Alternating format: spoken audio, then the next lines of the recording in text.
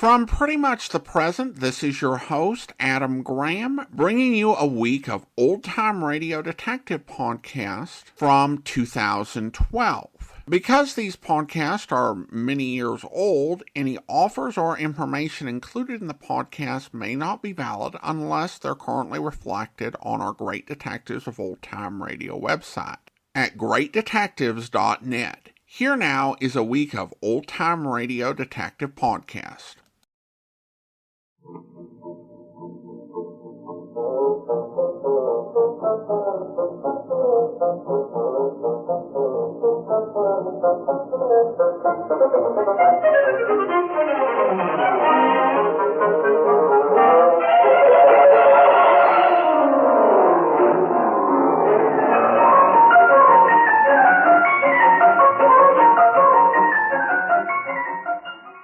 Welcome to the Great Detectives of Old Time Radio. From Boise, Idaho, this is your host, Adam Graham. If you have a comment, email it to me, box13 at greatdetectives.net. Give us a call, 208-991-4783, and become one of our friends on Facebook, facebook.com/Radio Detectives. And I want to begin by thanking those who have supported our listener support campaign, and that includes Ariana. He sent along a nice donation, and there's also a note we'll read after the show. And as we do with all donations of $7 or more, we'll send access to our premium site. During our listener support campaign, which ends Tuesday, September 4th, we'll send along an additional gift with all donations of $20 or more, plus a free digital copy of my ebook, All I Needed to Know, I Learned from Columbo. And probably the most popular digital gift we've had is the Colonial Radio Theater presentation of the Perry Mason stories. These are quite a bit different from the classic television shows. They are faithful adaptations of the first Perry Mason books published in the 1930s, so adaptations of the novel, and people have been enjoying them. But we also have a full list of all the items that we have available at support.greatdetectives.net, including a 3-month gift membership to Netflix. All right, well, now it's time to get into today's episode of The Adventures of Frank Race, The Adventure of the Vanishing President.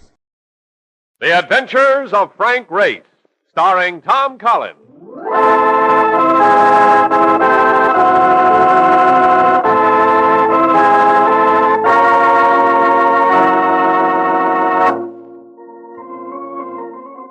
The war changed many things, the face of the earth and the people on it. Before the war, Frank Race worked as an attorney, but he traded his law books for the cloak and dagger of the OSS. And when it was over, his former life was over, too. Adventure had become his business. The Adventures of Frank Race.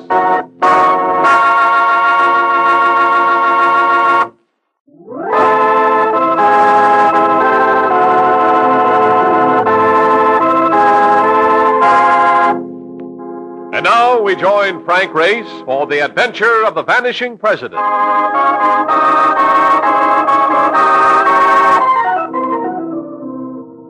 was the first of the 7th at Polo Grounds. Dodgers at bat, score tied. Time for anyone to sit forward with anticipation. And I was doing just that when there came a sound that startled even the Brooklyn bench. Hey, Ray! There was no mistaking the voice. It belonged to Mark Donovan.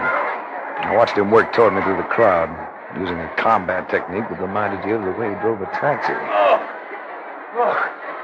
Wait, you got to call Intercontinental Underwriters. No, let it wait. I want to see the end of this game. No, I can't wait. A guy named Jules said they had to see us right away. Some kind of a crisis. Jim Drew, chief claim adjuster for Intercontinental Underwriters. A man with the instincts of a ferret and a gaze you could use for sandpaper. He looked relieved when he saw me. I was beginning to think you weren't going to make it. I almost didn't. I was watching a good ball game. You've tackled a lot of foreign service, Race. How about another assignment? Oh, just in the middle of a hot series. All right. What's boiling? Got another of those mysteries. Vessels disappearing without trace. 3 of them inside a month, all on the same shipping lane. Same operators? No, a different company in each case. You have a lead? One. The SS Lucy Wilkins sails from here tonight. She's for South American ports. She's casting off without a cargo in her hold. Each of the others sailed the same way, empty. I see. I want to emphasize something, Race. Those vessels disappeared completely, ship and crew. It may have been piracy, it may have been mutiny. We can be pretty sure it included murder. So? So, when the Lucy Wilkins sails for South America tomorrow, we'd like to have you aboard.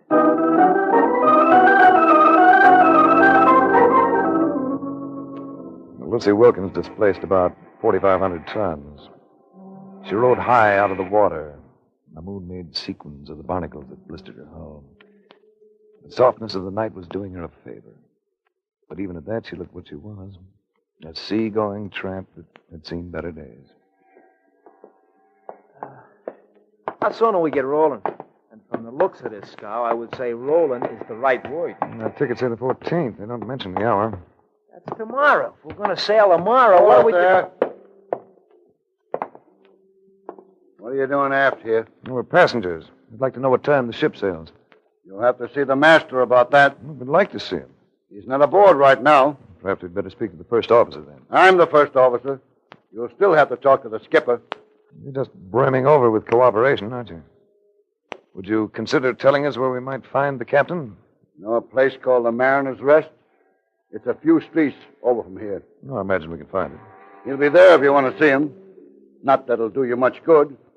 By this time, he's probably stinking drunk. You didn't have to look very hard for the Mariner's Rest. You could hear it for blocks. Wow, the joint is throbbing. What are we going to use to get in? A shoehorn? There's always room for more. Come on. Now, this is the way to spend your last evening ashore. You want to lean against the bar, do we grab a table? Take a look, my boy. If you get even close to that bar, call for a bulldozer. And as for the tables... Looking for a spot to sit down? Here, we'll make room for you. Well, thanks, but we don't want to intrude. If you don't, someone else will. I'll settle for you, fellas. Yeah, much obliged. I'm Frank Race. My friend's name's Donovan. I'm Ken Hampden. This is Tamara DeCorda. Hello, Ray. And you too, Donovan. Black eyes and yellow hair. Real yellow hair. You see that combination once in a lifetime. A blonde Latin's always arresting. This one was enough to start a ringing in your ears. Yes, she's real race. Spanish father and a Russian mother. Should happen often, shouldn't it? Spanish father, Russian mother. Well, that accounts for your name. Your name intrigues me, Ray. Do you manage to live up to it? Once in a while, if I'm lucky. Hey, look, they're dancing. Dancing to that music, it would be fun. Well, it'd be a little like establishing a beachhead, but if you'll take a chance, I'd be delighted. Good. Come on, Ray. In my arms, she felt the way she looked. And that was money for candy. But we didn't do much dancing. In a jam near the door, I was suddenly strong-armed free of her and swept out into the street. You gonna come with us quietly, chum, or would you like to do it unconscious? There were three of them. The one who had spoken and a pair of silent partners. Moving casually, they herded me half a block to a waiting sedan. A few minutes later, I was pushed into the office of a warehouse, aromatic with the smell of coffee. Well, here he is, Rosario, just like you wanted. Good work, Barnes.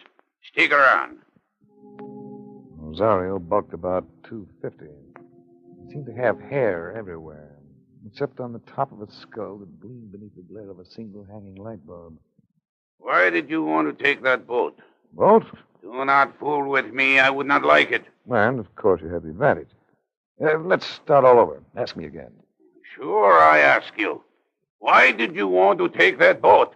You're speaking of the SS Lucy Wilkins? You know what one. Well, I'm reluctant to admit it, but I've been a little run down lately. My physician thought I could use a rest. Sea voyage seemed to be the answer. People like you don't travel on slow freighters. Well, the doctor said I could use a long rest. Sure. You need a long rest, eh? We could give you one without much trouble, could we not, Burns? Sure, without no trouble at all. So what do you say you start talking, Race? was ready to turn it into a rough party. And I could assure myself of only one effective move. He had me standing under the hanging electric bulb, the only one in the room. So I eased a hand up as if to scratch my chin, shot it higher, and yanked. Light! Hey, somebody get a light on! Somebody... Oh! Watch the door! Watch the door! There's nothing like confusion when you're in the minority, whether it concerns politics or a brawl. While they groped, I ducked and got clear. A little while later, I elbowed my way back into the Mariner's Rest. Race, where you been? I was looking for you. So was Tamara. No, I took a walk around the block for a breath of fresh air. Are you kidding? We'll get all the air we want on this trip. And, Race, I got some news for you. Guess who's sailing on this ship with us? Tamara de Cordova. How do you like them apples?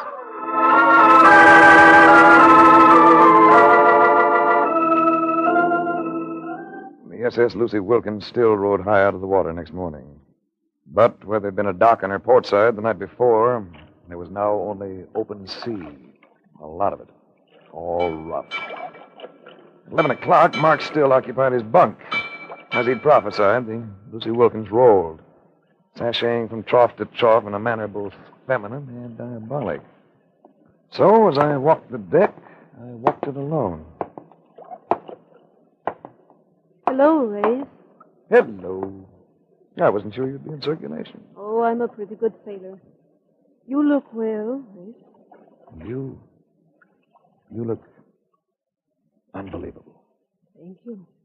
A woman usually needs the dim lights of evening to draw a compliment like that. You don't need anything. This breeze in your hair and that look in your eyes. Hold it a second.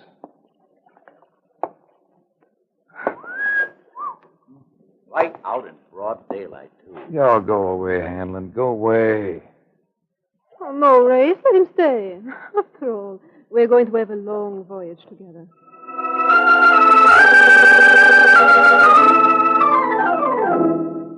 We had dinner at the captain's table that night. Next morning, I came awake slowly, with difficulty, to the realization that Mark was shaking me. I felt stiff. Stretching didn't help any. My body seemed full of pulses, all of them throbbing. Come on. You just don't want to wake up at all, do you? No. You know, I feel like 4 nights in a Turkish bath. You must have got a worse night. Got what? Kid, don't you know the feel of a Mickey when you've had one? Mickey. So that's it. I've been drunk. Both of us. I'm as fluttery as an old maid at a wedding. But I figure we better get moving around, huh? They must have put it in our food. Why would they do it, Ray? So they could take on a cargo at sea. A cargo they didn't want us to know about. Oh? Well, we need a little exercise to snap us out of this fog. Why don't we get down to the hold and make a little inspection?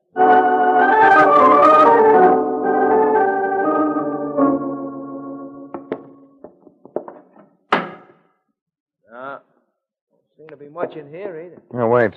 Turn the flashlight over to the left. Hey, bullseye. What do they got there? I'd say it was artillery. Very efficient-looking 75s. I thought them things was only good for junk. Against a modern army, yes. But against ordinary citizens, they'd be lethally effective. Oh, what do you know? They picked up about a dozen of them. Hey, no wonder they drugged us. Come on. We've seen enough. You know some, Race? Kind of looks like somebody wants to start a war somewhere. Yes. We're traveling with the heavy equipment for it. Right to the end of the line. Yes, we were carrying a cargo of evil. Just 4 days later, shortly after nightfall, the Lucy Wilkins drew into her first South American port of call. Mark and I were sweating it out when... Oh, I'll get it. May I come in, Ray? Of course. I must speak quickly and to the point. Why did you take passage on this vessel? I've been wondering when someone would ask me that. Oh, I'm not just being curious. Something has come up, something of critical importance. I represent a maritime insurance company. Ships have been disappearing along this sea lane. I'm here to find out why. You must leave this vessel at once. Otherwise, you will be murdered. That's a dashing thought. Oh, I'm entirely in earnest, Ray. The ship is carrying arms for the start of a revolution in my country. And they can't afford to try landing them with us still alive. Ken Hannon overheard them making the plan. A machine gun has been set up on the bridge. They intend to murder most of the crew as well. Tomorrow, we've got to make it fast. We're only 4 miles offshore. Oh, Ken, tell Race how serious it is. I think I already know. How do we leave the ship? It's a black night. We'll lower a boat. Well, you'll never get away with it. Not unless someone creates a diversion. I can make enough noise to satisfy that requirement. No, Mark, I've got a better idea. I'll go forward and let the crew in on the picture. That ought to stir up plenty of diversion. You'll be taking a big risk, Race. That machine gun is trained right on the forecastle bulkhead. I couldn't leave this ship knowing those men were to be murdered. You three go to the boat. As soon as the scramble starts, lower it. Topside, I slowly and carefully worked my way forward. Thankful for a cloud formation that switched off the moon. Everything was quiet. Too quiet. I had just reached a point beyond the bridge when... What's up, mate? Who are you? Hawkins. Able seaman. Either ruddy whispering. All right, Hawkins. Listen. You've got to be murdered tonight if you don't leave this ship. You and the rest of the crew. Blimey. I'm not just talking. The ship's going to land arms tonight. Contraband. And dead men tell no tales. You don't have to say no more, mate. We know about the guns. Blimey, they've turned the light on us.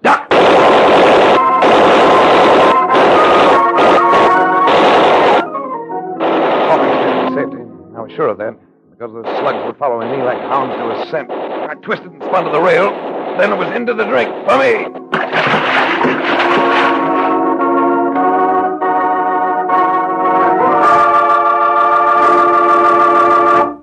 We'll return to the adventures of Frank Race in just about 1 minute.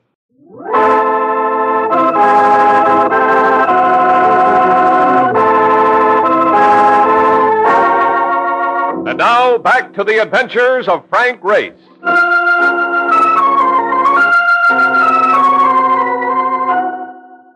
I came ashore dripping wet and without shoes.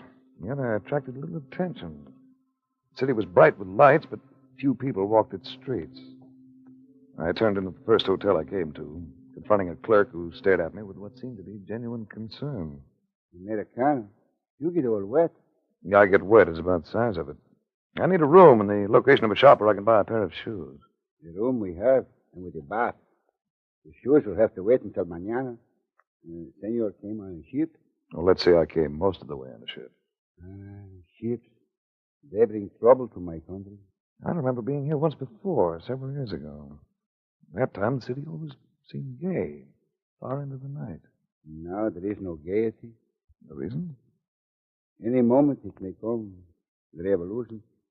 And always that is bad. A man may lose his life, or his wife, his child.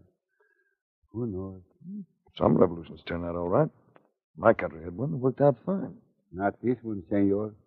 This one will bring only bad. This one will bring... Go ahead. I've talked too much. I've always talked too much. When the senor will come, I will show him to his room.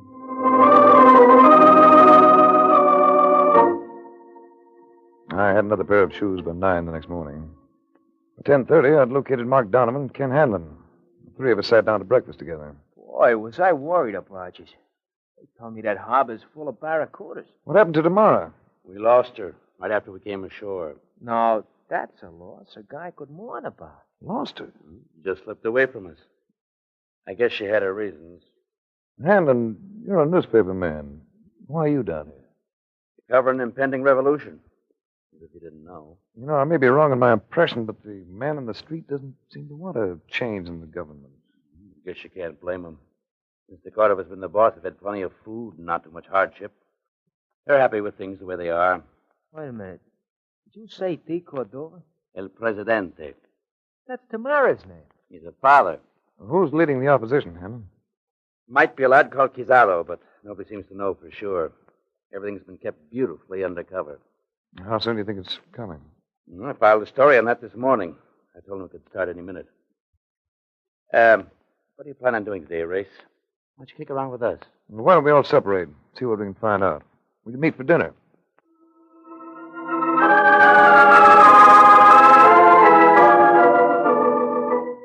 I went out and did a lot of walking. stopping whenever I ran into a person that looked willing to talk, which was rare. I found myself regarded with about as much confidence as a drunk in a wine cellar. Fear stalked the streets of the city. Suspicion moved beside it. I went back to the hotel late in the afternoon and found a little surprise party. Come in, Race. Tamara. Close the door behind him, Burns. Don't worry. He ain't getting away this time. Well, Burns and Rosario. I seem to encounter you two every so often, don't I? Friends of yours, Tamara? Rosario is in my father's cabinet. He's head of the police bureau. I see. And is this an official visit? You came ashore last night, Race. Why didn't you make a report to the police about the Lucy Wilkins being in the harbor? While I was swimming, I saw him swing her about and put out to sea. Well, you must have seen it yourself. Could it be that you did not want our government to know the ship was here? Probably should have notified someone. But I'd been through an ordeal, and I didn't think of it. Let me take him over. I'll make him talk. You content with your existence, Burns? I like it all right. Why? Then stay out of my affairs. Why, you... Oh! When you get up, you might try again. Forget it, Burns. He's too good for you. What's the story on all this? I seem to be under suspicion for something. In New York, I asked you why you were sailing on the Lucy Wilkins. You never got around to telling me. Well, Tamara knows why. I told her while we were aboard ship. You never showed me your credentials, Race. Here, take a look at them. If I have been wrong... Oh, you're upset. You got a right to be jumpy. Well, these seem to be in order. Why did you not show them to me in New York? I didn't care for your methods of interrogation. Oh, Race, you must forgive us. This revolt is not of the people. And the hour it begins will see the end of a democracy in this country. Can't you stop it? Can't you fight it? Oh, we are not a rich race. We don't have the money to buy arms, such as have been shipped here by the others. Well, then, why is it worth so much to them to effect a coup? The tribunals of the World War didn't find all its criminals, Race. There are many of them still at large. Men who would like to begin over again by getting control of states such as ours. You know they're ready to move at any moment. The president was seized by them this morning. Your father? Yes, my father. All our chances lay with him. Without him to rally the people... Well, if they're holding your father, why don't you rally the people? They need someone to lead them, that's plain. You mean... You address them by radio. Tell them to resist in your father's name. Tell them it's only a few who try to take over. Tell them that if they stand firm, it can't happen. All right, Race. I'll do it.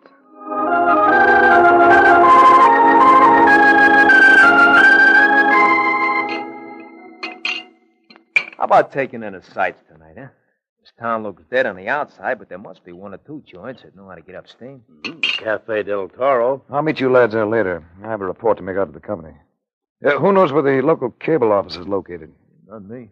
Hanlon? The desk clerk can probably tell you. Or we can look it up in the phone book. Look, fellas, I think you guys are going overboard about this revolution deal. This country's too sleepy to break out in a rash like that. Calm before the storm, Mark. I've seen it before. When those things start, they're pretty vicious.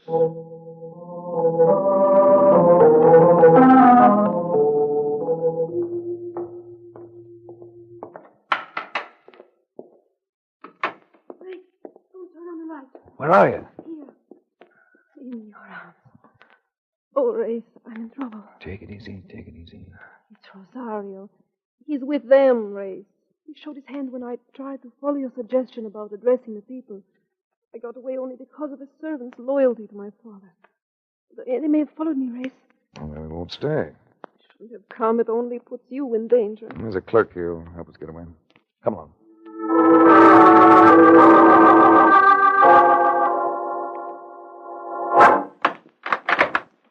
Here we are, senor. You go almost to the end of the alley. And there, you will see a door that goes down into a cellar. And from the cellar, you can go upstairs to the Cafe del Toro. And there will be people there. And you will find safety in the crowd. Oh, gracias, amigo. Go with God, senorita. And you too, senor.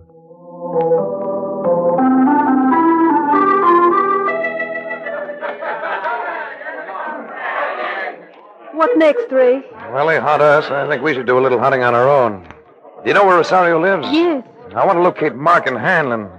They're around here somewhere, and we might be able to use a little help. I'd like to see the inside of Rosario's house.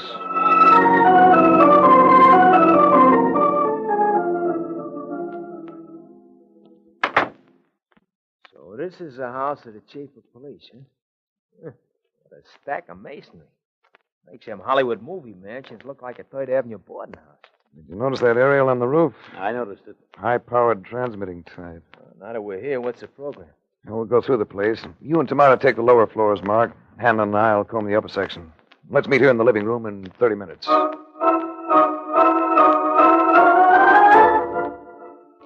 Hanlon and I located the radio transmitter in a small room on the second floor, just off the stairway. And when we got back downstairs, Mark and Tamara were waiting with a white-haired, distinguished-looking man of about 60. I was introduced to the president of the country. They got jail cells in this layout, and that's where they had the press, behind bars. That ain't one for the books. What about guards? There was two of them. You know me in the gloom race, I laid them out like linoleum. Then I trussed them up. Do I rate your approval? Ah, you do. Race, my father insists that in that drawer, in the desk, there is some kind of plan for the revolt. The desk is locked, but... Yeah, I'll get it. Hey, look through that window. Car driving up outside. How many in it? Rosario and 5 others. Yeah, got it. And here's your plan. Oh, that's it. It shows the places where the arms are hidden. And here comes trouble, Race, right now. So, here you are. Get your hands up. Oh, no time for you, Rosario. Oh! Or for you, Burns. Mark, where's Hanlon? I don't know. Come on. Watch out, there's more of them. Both down, you and that OSS shooting. No, just winged him. Let's get up those stairs. All right, where goes with Hanlon? He's at that transmitter. It only needs his signal to touch off the revolt. Hanlon, the newspaper guy? There's Hanlon. Now, here's the door. Lock. Stand back, Mark. I'm going to blast it. Get away from that table, Hanlon. I'm going to send a signal if it's the last thing I do. Throw that gun, Race. Throw it. Hit. Bullseye. Nice pitch, Race. Yeah, pick up my gun, will you, Mark? Yeah. Well, that takes care of Hanlon. Race, are you all right? Yeah, I'm all right. There's your kingpin on the floor, Tamara. He's just about to signal the start of hostilities. And if your father works quickly with that plan, he can round up those arms in a hurry. Hanlon, I can't believe it. How'd you know he'd be up here, Race? He claimed to be a newspaper man, a correspondent. He mentioned filing stories to American newspapers. But earlier tonight, when I asked for the location of the cable office, he didn't know where it was. Well, what do you know?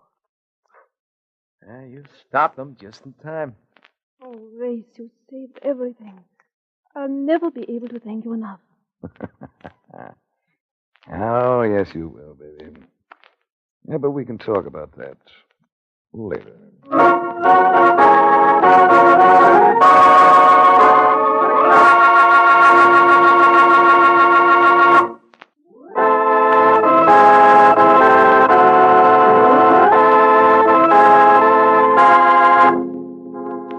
The Adventures of Frank Race, starring Tom Collins with Tony Barrett as Mark Donovan, comes to you from Hollywood.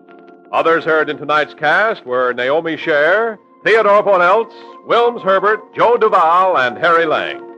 This series is written and directed by Buckley Angel and Joel Murcott. The music is composed and played by Ivan Ditmars. Be sure to be with us again this same time next week for another dramatic chapter in The Adventures of Frank Race. Art Gilmore speaking. This is a Bruce Ells production.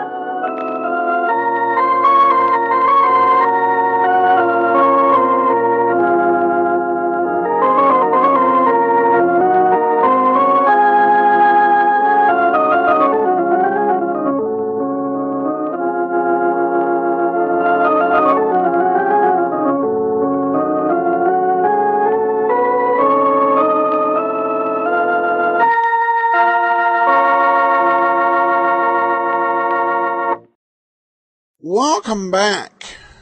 Well, this does reflect the time of the writings in some ways, because the concern in this episode is with a fascist takeover. It would really tend to shift focus from concerns about fascist takeovers to communist takeovers once we got into the 1950s. I also found the observation about the fear of what the revolution would bring We found that pretty interesting, as well as Race's initial response. Hey, revolution worked pretty well for us. And I think that's something that's still true today. We, in America, don't often understand that, historically, revolutions have a tendency not to turn out so well. Now we turn to listener comments and feedback. Ariana leaves a comment regarding her donation. I just made a donation of $100 as a thank you for making my long morning runs totally enjoyable. I can't imagine running without the podcast. Thank you. Well, thank you, Ariana. And there are a lot of activities that are just a lot more enjoyable if you have some good old-time radio to listen to. So I appreciate your comment. Ron asks, hi, Adam, where do I access the Superman radio shows? There are a couple ways to do that. You can go to laserandsword.com, and we have most of the episodes up there. You can also go to talkshoe.com and put in a search for Superman, and the old-time radio Superman show comes up near the top. Patrick comments over at Great Detectives of Old Time Radio on Facebook. Survey taken. Good show, and I encourage all our listeners to take the listener survey, survey.greatdetectives.net. All right, well, that will do it for today. We will be back tomorrow with the last episode of Leonidas Witherall, and then next week, join us for The Fat Man. I want to thank those who have supported our listener support campaign. Thank you so much for your support. I want to specifically thank Nora and Nancy who sent along donations. And we will, as we do with all donations of $7 or more, send access to our premium site. Plus, for those who give a donation of $20 or more, we will send a special thank you gift, as well as a free digital copy of my ebook, All I Needed to Know I Learned from Columbo. Among the very nice digital gifts we have are copies of the BBC radio plays of Poirot and Miss Marple. They have a few featured plays, but most of the Poirot stories have been adapted, and those are available with a donation of $50 or more. So just email me on that, and we've got a complete list over at the website support.greatdetectives.net. All right, well, now it's time to get into today's episode of Leonidas Witherall. This is the last one we have of the series from April 22nd of 1945. Here is The Corpse Meets a Deadline.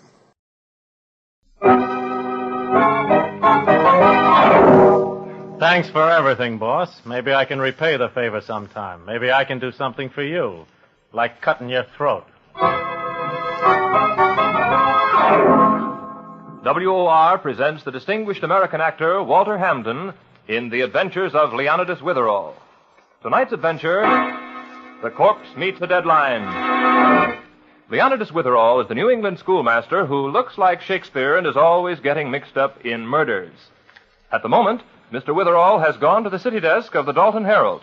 It's a very urgent mission on behalf of his housekeeper, Mrs. Mullet, and Leonidas, along with Mrs. M., is explaining it to the Herald's editor, Mr. Forrest.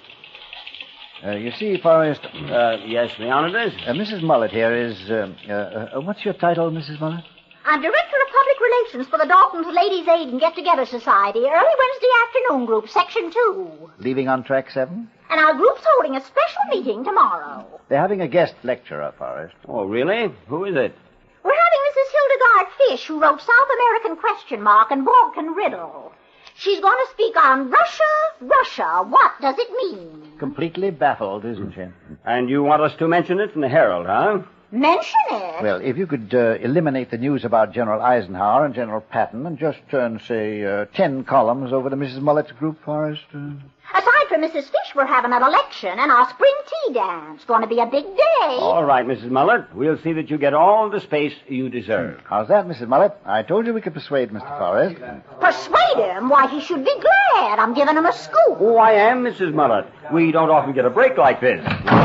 There you are, Forrest. Mr. Bennett. Hello, Mr. Bennett. Forrest, you're a stupid, irresponsible, cheap yellow journalist. Now, look, Bennett, all I did... Look at this paper of yours. Look at that picture. On the front page, too. I told you not to print that horrible picture of my daughter. There's no harm in that. Running this picture of that rotten gambling den with all those crooks, and there at the table, my daughter. I can't help it if your daughter visits gambling joints, Bennett. The girl's just 18 years old. She went out on a date. She's no idea where they were going. Just the same, she was there. She wanted to leave the minute they got to that evil, iniquitous But place. she didn't leave. The cops came in and our man got the picture. It's not our fault that she's in it. Well, Forrest, I told you yesterday not to print it. Sorry, Bennett. It was the only shot we had, and a good one, too. You've ruined my daughter's reputation. You've disgraced her. Oh, don't be such a blue nose, Bennett. Now, if you don't mind, I'm busy. I've got an edition to get out. I ought to thrash you, Forrest. I ought to treat you the way my grandfather handled a smart aleck newspaper man out west. He got a horsewhip, and he whipped that editor within an inch of his life. If you don't watch your tongue, Bennett, I'll have you thrown out of this office. Oh, you wouldn't dare. No, Mr. Bennett. I don't want to interfere, but perhaps if you'd cool off... You keep your beard out of this, Witherall. And you mind your tongue, Mr. Bennett. Forrest, you filthy... Get away from this desk, Bennett. Just let me get my hands on your throat, Forrest. Mr. Bennett, I'm going to show you. Let go of me, brother. Mr. Bennett, take your hands off. I won't. You let go of him, Mr. Bennett, before Come I on, crown Mr. you. Bennett, or I'll... All right. All right. You crazy fool. Get out of here. I warn you. All right, Forrest. I'm getting out now. But this isn't the end of it. Go on. I'll see that justice is done, Forrest. I'll see that you're taken care of, no matter how far I have to go. Looks as though Mr. Bennett's going to be a very serious problem, Forrest. Oh, him, Leonidas? No, I'm used to that. He seems to be extremely excitable. No, you've got him all wrong. Sure, he'll rave and rant for a while, write letters, and then he'll calm down. Well, I hope so. It doesn't seem as trivial as that, though. I know Bennett. He's a very headstrong old gentleman. And your printing that picture has defiled his little child's good name. Oh, forget it, Leonidas. Oh, come on. I don't often have you down here. Suppose I show you and Mrs. Mullet around the place. Feel like touring the plant? Oh, I'd love to. Lead on, Macduff. I'd like to see the room where the news tickers are. Mr. Mullet knew a lot about news, you know. He had a definition of news, Mr. Witherall. Was it by any chance about a dog? Well, that's right. He said that when a dog bites a man, that's not news. But when a man bites a dog... Tell me, Yes? anyone ever take a good bite out of Mr. Mullet? Why, how did you know?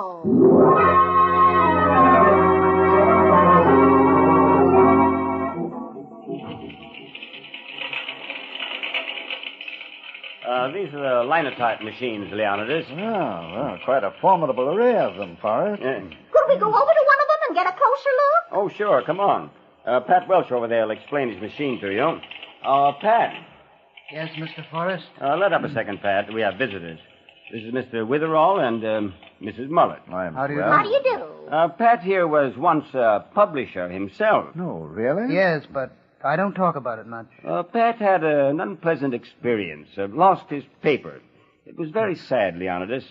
Terribly sad. The machines work like a big typewriter, you see. You push the keys and they cut letters on what we call lead slugs. Yes, Pat had big ideas once, but he had to learn. The lead isn't wasted. After we print the paper, it's melted down again. Of course, lots of us have to learn. We all make mistakes. It's evident, Forrest, that Pat would rather not talk about his old career. Now, where do you melt down the lead? Oh, we have it in those big cauldrons. You see them on the platform up there? They're right over your head. Oh, yes. You see the steam coming off? Well, that's piping hot lead in that cauldron, boiling like noodle soup. Ah, noodle soup. Get that, Mrs. Mullet? Well, the slugs are melted right in there, you see, and then we cool it and feed it down to the machines. Well, where are the presses? That's another thing I want to see. Oh, we'll go there now. We're running an edition, so you'll see the whole works. Running an edition? Well, shouldn't you do something first about my story, the ladies' literary group? Oh, yes, Forrest. Mrs. Mullet would like you to stop the presses for it. Oh, we'll get it in the next edition, Mrs. Mullet. I'll put our top reporter on the job. Jackie Bigelow, the minute I get back upstairs. Jackie's our best man, you know. We'll do your story for us. You sent for me, Mr. Forrest? Yes, Jackie. I just left Leonidas Witherall. He had some woman with him, a Mrs. Mullet. Mullet? Yeah, I know her. Sort of a neighborhood housekeeper up around the Birch Hill section. Yes, well, she's having a taffy pull for a ladies' club. Get one of the kids out front to call it Witherall's. Get the whole story. Write a couple of sticks for the 3 Star. All right. That's all, Jackie. You can go. That's all as far as you're concerned, Forrest, yes, but I want to do a little talking. This is just as good a time as any. Well, hurry up. I've got a desk full of copy here. Uh-huh. You know what it's about? It's about a phone conversation you had with Cosmopolitan Syndicate. Oh, that wasn't anything. Oh, that wasn't anything, huh? I worked for 6 months to get Cosmopolitan to make me that offer. You wouldn't have enjoyed being a foreign correspondent, Jackie, especially in Chungking. Tough grind, frankly. I wouldn't, huh? That just happens to be why I got into this newspaper racket. All my life I've wanted to be a foreign correspondent. You knew that. They asked me for a frank opinion, Jackie. I told them I thought you were a pretty fair reporter. Don't lie to me, Forrest. You told them I was a punk reporter. I found out. You did that for one reason. Because you're naturally a louse. What an imagination you've got, Jackie. You didn't want to lose a good man yourself. These days, that's tough, isn't it? Will you cut it? I couldn't get into this man's war the regular way. The Army turned me down. You knew that, too. You knew I'd been eating my heart out covering this small-town junk. Or just a little way down the railroad tracks, the whole bloody world's on fire. Still the philosophy, You killed my Jackie. chance, Forrest. I'll never get out of this town now. It might be a year, 2 years, maybe forever. That was my one big chance, and you fixed it so I'd miss the boat. Lay off, Jackie. I'm going to... You heard me. Lay off. City desk, Forrest. Uh-huh. Yeah, okay. Right. Get into that jalopy of yours and beat it over to the Perkins shipyard. It's burning up. 3 alarms have gone out. Okay, I'm on my way. And thanks, Forrest. Thanks for everything. Maybe I can do something for you sometime. Like cutting your throat.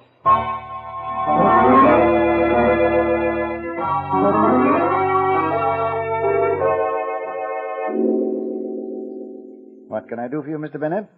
I've come here to your place, Mr. Witherall, to apologize for my behavior this morning at the Herald office. It was deplorable, Mr. Bennett.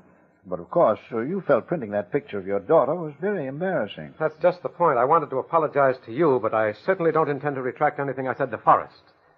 In fact, I want your help. Really, Mr. Bennett? Isn't this much ado about nothing? As the poet said, you have too much respect upon the world. They lose it that do buy it with much care. Mr. Witherall, I realize that legally I haven't a leg to stand on. So I decided the best thing to do is to blacklist that newspaper. Mr. Bennett, I hardly think your personal grudge against Mr. Forrest justifies organizing a huge boycott. Oh, but it does. That man has to learn that tactics like his won't be tolerated in Dalton. Here's your coffee, Mr. Witherall. And yours, Mr. Bennett. Oh, thank you, Mrs. Muller. Thank you. Now, Mr. Witherall, about blacklisting the Herald. If a group of prominent citizens of Dalton, led by you and me... Grasshoppers, listen to those fire engines go. See them through the window? You'll have to excuse Mrs. Mullet. She's an enthusiast. Engine number 5, that's Hank McCarthy. Number 3, well, that's Jimmy. Gracious, they're all out. I'll bet it's 3 alarms at least. Oh, dear, I wish I was gone. I could swing a mean hose myself. Get that number 2 hose out! Move the ladder over! It's too close to the other building! Come on, get the lead out of your pants!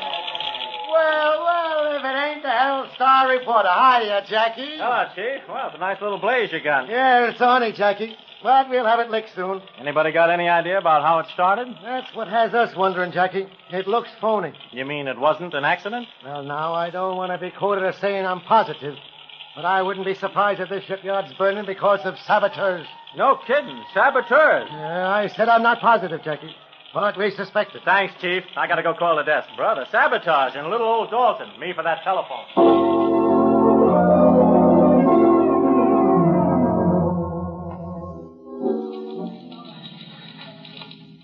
Well, what is this today, Pat? Everybody's after me for something. Now, what do you want? Forrest, Yes? this morning when you brought Witherall down to the linotype department, you sort of went out of your way to take a couple of pot shots at me.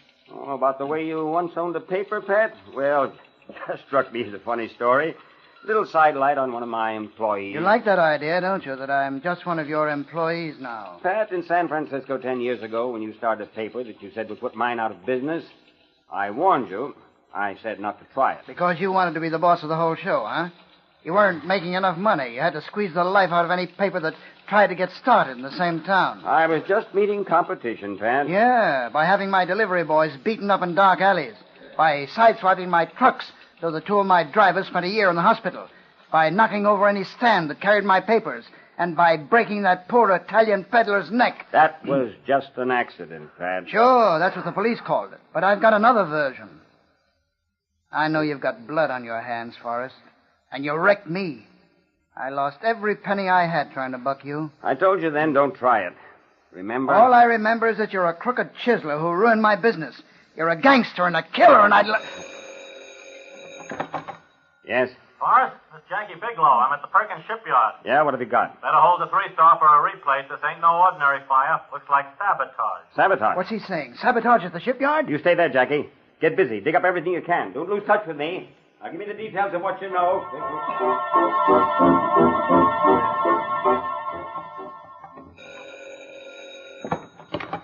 City desk, Forrest. Boss, this is the press room. Number 3 and 4 presses just broke down. Broke down? Now? Oh, and me with a replate on that sabotage story of all that condemned... Why can't you guys fix it? Well, nobody down here, boss. They're all out for lunch. Wow. Besides, there's something very screwy. Usually I can fix it myself, but I can't figure out what's wrong this time. That would happen now. Ye gods, what kind of a day is this? Everything's going wrong. You better hurry, boss. Sorry, but I'm afraid you'll have to take a look at it yourself. Okay, I'm on my way down. This business will drive me nuts. Nuts!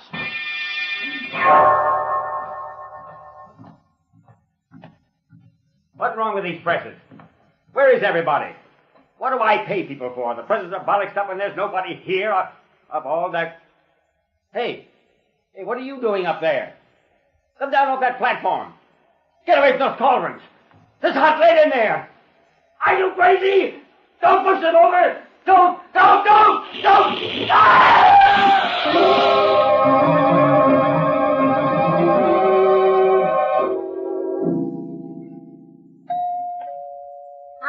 Mr. Witherall.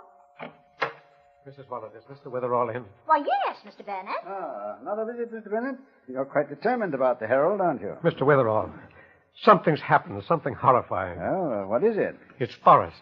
Oh, has the editor printed another inflammatory picture? No, it isn't that. Forrest is dead. Really? He's been murdered. It's all over town. It is, and I didn't know it. You must be slipping, Mrs. Muller. Of course, since he's dead, well, you know the consequences. Sure, they'll have to turn in his ration book to the OPA. How did he die, Mr. Bennett? Well, in a pretty gruesome way. He was evidently trapped. He was alone in the press room when the killer dumped one of those huge kettles of boiling lead over him. Say, that's a new one. And the body was found in the press room? No, the murderer took the body and dumped it down a chute, the chute where the papers come off the press and roll out onto the delivery trucks. And just a little while ago, the body came rolling down the chute along with the newspapers. Mr. Bennett, why have you come here to tell me about this? Well, I know you've been mixed up in murders, Mr. Witherall, and that you've been rather successful at solving them.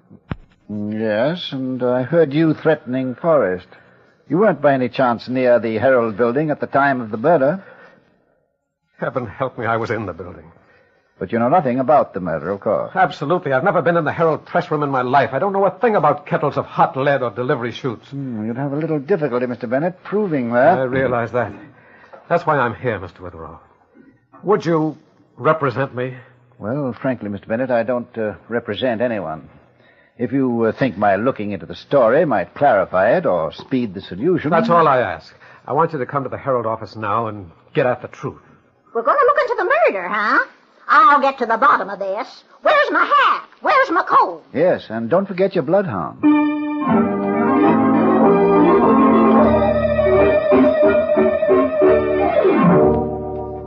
So, you see, Sergeant McCobble, Mr. Bennett claims he knows nothing about Mr. Forrest's death. Mr. Bennett? Yes, Sergeant? You admit that you were here in the Herald building at 3:30, huh? When Forrest's body came down that chute? That's right, Sergeant. But I had nothing to do with it. What were you doing here, Mr. Bennett? Well, I was on the street floor. I decided to come back and demand that Forrest print an explanation, an apology for printing my daughter's picture. But you never got up here to the city desk, Mr. Bennett? No, Mr. Witherall. I changed my mind and I left. Now, you see, Shakespeare, you can't expect me to believe stories like that, can you?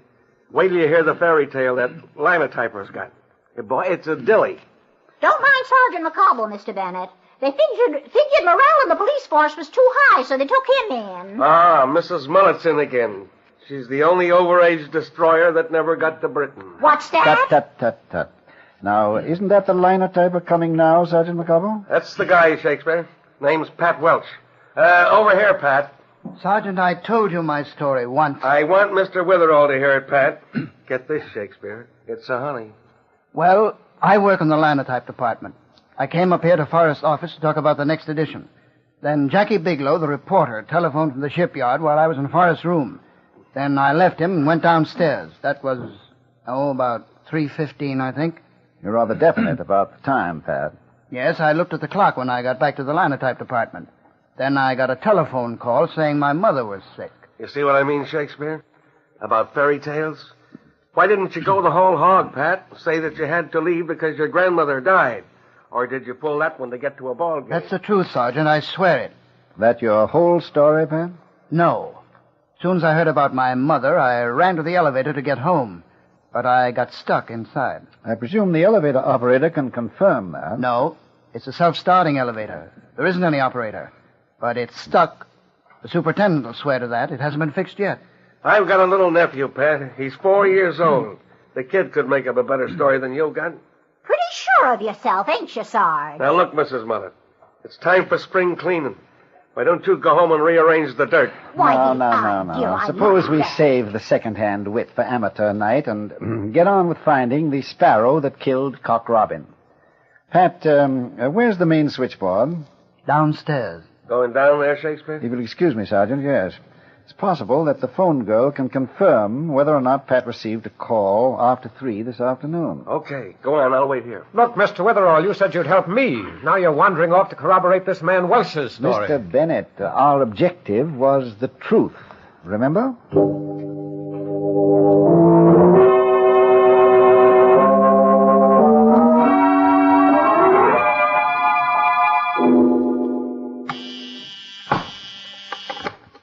Dalton Harold, good afternoon. Oh, I'm sorry, Mr. Forrest is out. He's getting a fitting for a wooden suit. Yeah, somebody didn't like his face, so they pushed him into beg that. Your pardon. I understand your name is Ruth. That's right. Jeepers, if you don't look like what's his name, Shakespeare. If I could only write like him, too. But my name is only Witherall, Ruth. Oh, that's it. You're from Meredith Academy. Yes. I'm curious about what happened earlier this afternoon to, what's-his-name, Forrest. Oh, that. Gee, Pat Welch is in a fix, huh? Everybody knows him and Forrest hated each other's guts, if you'll pardon the expression. Ruth, was there a phone call for Pat this afternoon? Oh, yeah, about 3 o'clock. I don't know who it was from. I only ask who's calling when they ask for an executive. Oh, ain't it a shame? Patty's such a sweet guy. And Forrest, if you'll pardon the expression, was a high-class stinker. We must have you address our English literature classes at Meredith sometime, Ruth. The tragedy of illiteracy might be the subject. Oh, gee, I'd be only too happy. With you as Exhibit A. Hi, Mr. Witherall. Well, what are you doing here? Hi, Ruthie, baby. Man, oh, man, what a fire I've been to. I'm knocked out. Oh, get ready for a Lulu, Jackie boy. Why, what's up? Well, while you were at the fire, somebody gave Forrest a bath with a bucket of that lead in the press room, and then sent the corpse roller coastering down the delivery chute. Cute, ain't it? No kidding. That's it, Jack. The police are upstairs now. Hallelujah. Forrest knocked off? Boy, this is my lucky day. I get a terrific story, and on top of that, somebody puts Forrest where he belongs. Who did it, huh? They know? Sergeant McCobble's upstairs now with Pat Welch and Mr. Bennett. They're the most likely candidates for the honor at the moment. Well, what are we waiting for? Let's go on up there. This I gotta see. All right, Jack, we can... No, wait a minute. Not that way, Mr. Witherall. Up the stairs. The elevator's broken. See ya, Ruthie. Okay. Bye, Mr. Witherall. Toodle-you, Ruthie. Come out to Meredith sometime.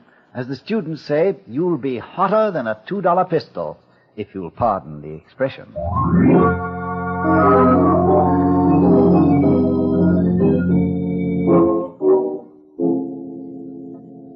Now, Jack, you say Forrest cheated Pat here out of a newspaper, huh? Put him out of business? Yeah, that was the deal, McCobble. It was in Frisco about 10 years ago. I'm sorry, Pat, but a fact's a fact. I'm not worried, Jackie. A man that's innocent doesn't have anything to worry about. Yes, as the bard wrote, truth is truth to the end of reckoning. Sergeant, aside from the fact that I happened to be in the building, you haven't a scrap of tangible evidence against me. But when it comes to motive, Mr. Bennett, you did have a violent argument with Mr. Forrest about that picture of your daughter. Since when do you convict people on that kind of evidence? We'll get all the evidence soon enough. Give the sergeant a chance, Mr. Bennett. He'll learn. Won't you, squeaky shoes? Mrs. Mullet, don't stand there with your teeth in your mouth. Why don't you... Easy. Talking about motives, Jack, I happen to know that Forrest cut you out of the job you wanted, working for that syndicate in Chungking, and I also know what it meant to you. Sure, that's right. Oh, I'm not sorry he's dead. I'll bet everybody in the building had a motive for wiping out that lug. Oh, what happened to your wrist, Jack? Huh? Oh, the bandage? I burned myself at the fire. Now, the chief will back me up on that. I was poking in the ruins for sabotage evidence. You've been at the fire since that first call came in about it, Jack? Yeah, been there all the time. I telephoned Forrest from there. Anybody will tell you that. You left the moment the news flash came in? Yeah, about 3 o'clock it was. Pat, you saw Mr. Forrest alive in his office when Jack telephoned? I did. After Jack called about the sabotage development, Pat, you went back to the linotype, as I understand it. That's right. When you did, you looked at the clock, and it was 3:15. Uh-huh. Then you received a call from that your mother was ill. You dashed for the elevator, but it broke down while you were inside. I told you the super will confirm that. Therefore, the elevator broke down roughly about 3:20. That's about it. Very interesting. What's the angle, Shakespeare? Now, Jack, you say you've been at the fire since a few minutes past 3, and we know that the elevator broke down about 3:20. Get to the point, Mr. Witherall. Yeah, what's this all about? Jack, it's about the fact you're supposed to have been at the fire since shortly after 3, long before the elevator broke down. Yet when I met you downstairs with Ruth, you remarked quite casually that we should take the stairway because the elevator didn't work. How did you know that, Jack? Why, Sounds like a payoff question to me, Jack. One of the truckmen outside on my way in, he told me, just before I found you at the switchboard. Really, Jack? I suppose you'd be willing also to submit your wrist to a medical examination? My wrist? Wrist? Why, certainly I will. Why? Why? Because, Jack, I think you burned your wrist while dumping the cauldron of hot lead over Forrest. As you know, a medical examination will reveal whether that burn was caused by flames or if there are traces of lead in it.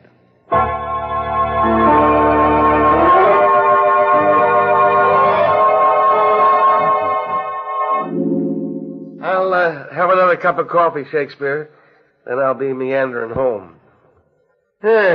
You figure Jack went straight to the fire, huh? Yes, Picabo. He stayed there long enough to establish his presence. Then he raced back unseen to the neighborhood of the Herald. He called up Forrest from downstairs with the sabotage story, creating the impression that he was still at the fire. I get it. Then he buzzed Pat Welch, probably using a phony voice to tell him the lie about his mother being sick. Yes, that got Welch out of the way. Yeah. And gave Welch a very weak excuse, too. Then Jack monkey-wrenched the presses, forcing Forrest to go down to the press room, where he was killed. The whole affair couldn't have taken more than a few minutes. Then Jack went dashing back to the fire. He'd gotten away with it, too, if he hadn't pulled that boner in front of you about the elevator. Yes, there was that. And the wrist burn. Shakespeare, how did you know the wrist burn could be analyzed for traces of hot lead? I never knew that. Sergeant, shall I confess something to you? Neither did I. What? It sounded like such a good idea at the time. Oh, you faker. Rather neat, eh? Worked beautifully, too. Jack might never have confessed. You know, I think my students at Meredith have given me a superb training in the art of what they call manufacturing applesauce. Yeah, well, applesauce or not, Shakespeare, we caught that killer, and that's what counts. Those murderers can't get to the chair fast enough for me. As a matter of fact, considering what kind of a man that newspaper editor was, he deserved to get wiped out, too. Probably, Sergeant. There's no doubt that society's transgressors must be punished. Yet, we mustn't make quick, violent judgments. We must always remember what the gentleman I'm supposed to resemble once wrote about mercy, when he said, "It is twice blessed. It blesseth him that gives, and him that takes. 'Tis mightiest in the mightiest. It becomes the throned monarch better than his crown. His scepter shows the force of temporal power, the attribute of awe and majesty, wherein doth sit the dread and fear of kings. But mercy is above this sceptred sway. It is enthroned in the hearts of kings. It is an attribute of God himself. And earthly power doth then show likest God's, when mercy seasons justice."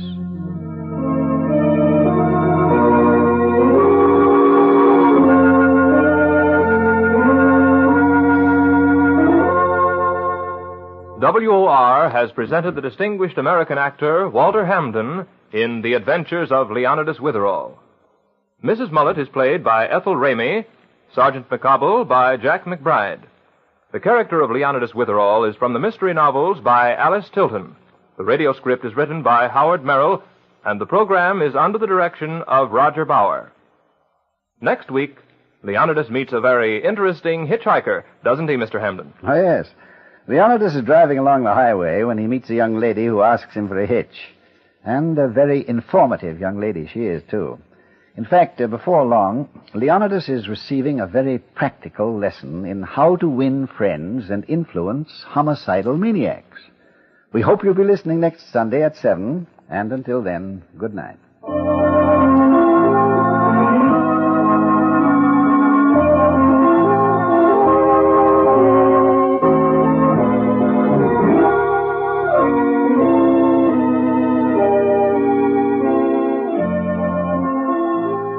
Listen again next Sunday evening at 7 p.m. Eastern Wartime for the adventures of Leonidas Witherall. This program came to you from the studios of WOR in New York. This is the Mutual Broadcasting System.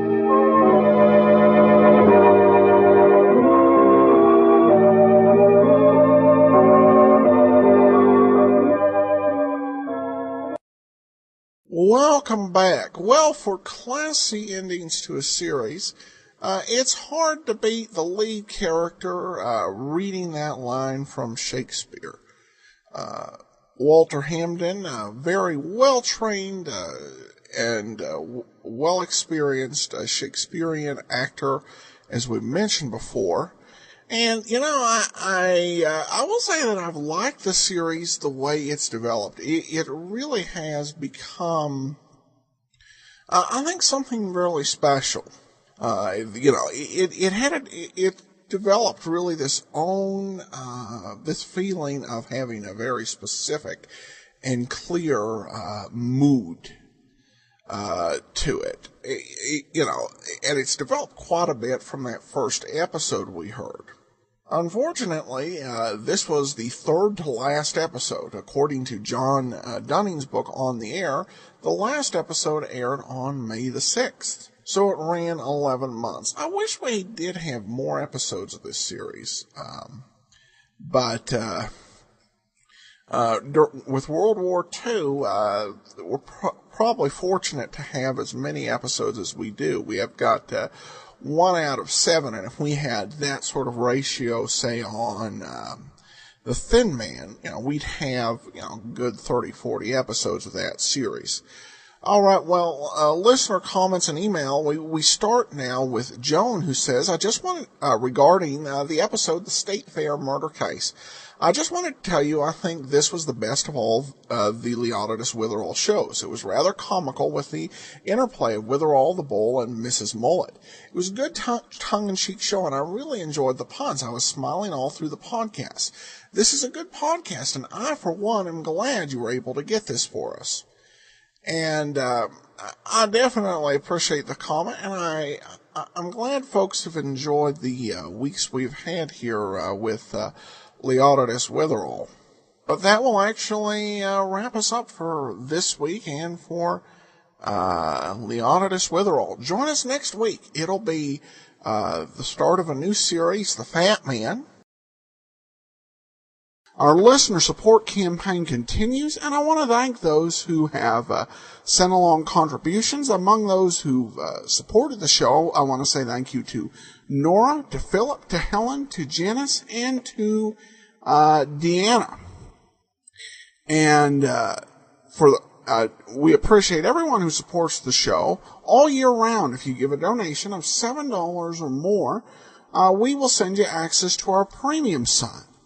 At the $20 level, we will send you a free digital copy of my ebook, All I Needed to Know I Learned from Columbo, and an additional bonus gift, mostly digital. The only physical option we have is a copy of my physical book, Tales of the Dim Night. At the $20 level, we have a wide variety of colonial radio theater radio dramas that we offer as thank you gifts. A lot of people this year have been choosing one of the Perry Mason cases.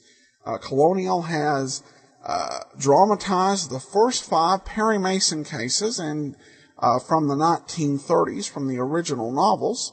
And others, Father Brown, who we played earlier as a special, courtesy of the Colonial Radio Theater. And Deanna chose King Solomon's Mines. And there's a wide variety of other choices. You can check it out over at support.greatdetectives.net. Well, now it's time to get into today's episode of Let George Do It, Stolen Goods. Personal notice. Change is my stock and trade. If the job's too tough for you to handle, you got a job for me, George Valentine. Write full details.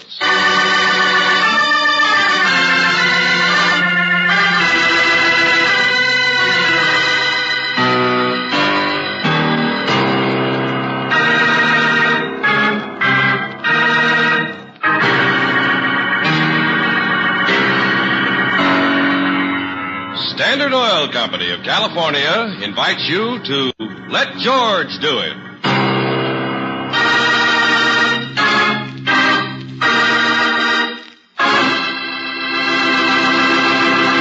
In just a moment, we'll begin tonight's adventure of George Valentine. If you've had trouble starting your car on frosty mornings, remember this. You get all 8 high-performance qualities in every gallon of Chevron Supreme gasoline. Yes, there's starting, warm-up, acceleration, vapor lock prevention, anti-knock, mileage, power, and area blending.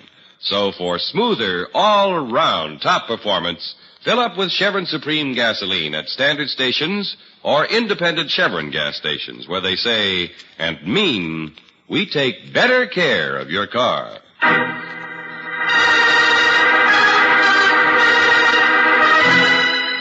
Stolen Goods, another adventure of George Valentine.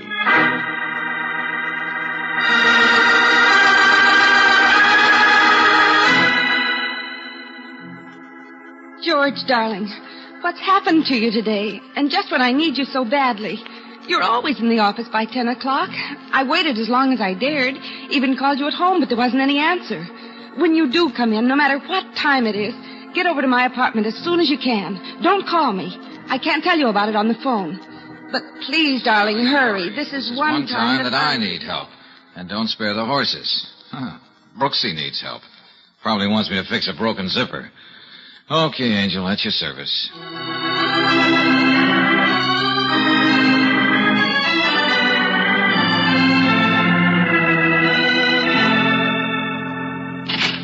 Morning, Brooksie. George, you finally got here. Yeah, okay, let's see the problem. I'll fix it for you. Well, it isn't quite as easy as that, darling. No? What do you mean? George, you know I went shopping at Coverley Saturday. Yeah, missed you, too. Oh, please be serious. The things I bought came this morning. Uh-huh, good service. The things I bought and something else. Yeah, what? I went over the packages, and there was one I knew I didn't buy. It wasn't the right size or shape, so I opened it to see. Wrong size? Send it back. It was this, George. Oh. Diamond and emerald necklace. Or a reasonable facsimile thereof. Probably a trinket you bought for Aunt Minnie or somebody and forgot about. I didn't buy it, darling. And it isn't a reasonable facsimile. It's real. Oh? You sure could fool me. How do you know? That it's real? Because there was a note wrapped up with it. Here, read it. Miss Brooks, the little item enclosed is a bit too hot for me to handle just at the moment. So I'm taking the liberty of smuggling it in with the purchases you're having delivered. I happen to remember that you're assistant to George Valentine, so I know I can trust you. Just hide it away somewhere, and I'll come to your address and pick it up on Monday. And, of course, there'll be a fee. No signature. No signature. Don't you see, George? Somebody stole this thing, found a way to get it in with my packages, and now I'm in possession of stolen goods. Oh, now, wait a minute, Angel. Suppose the police are following this, whoever it is, and they trace him here. Oh, look, Brooksie, stop dramatizing. Can't you see somebody's just playing a gag on you? This thing isn't real. It's only paste. It's a practical joke. I don't think so. I still think it's real. Want me to prove I'm right? Well, certainly, Okay. Moe's pawn shop is just around the corner. I'll go down and have him give me an appraisal. That suit you? Well, yes. Give me them gems, lady. I'll have Moe look at them, and then let's go back to the office and get to work, huh?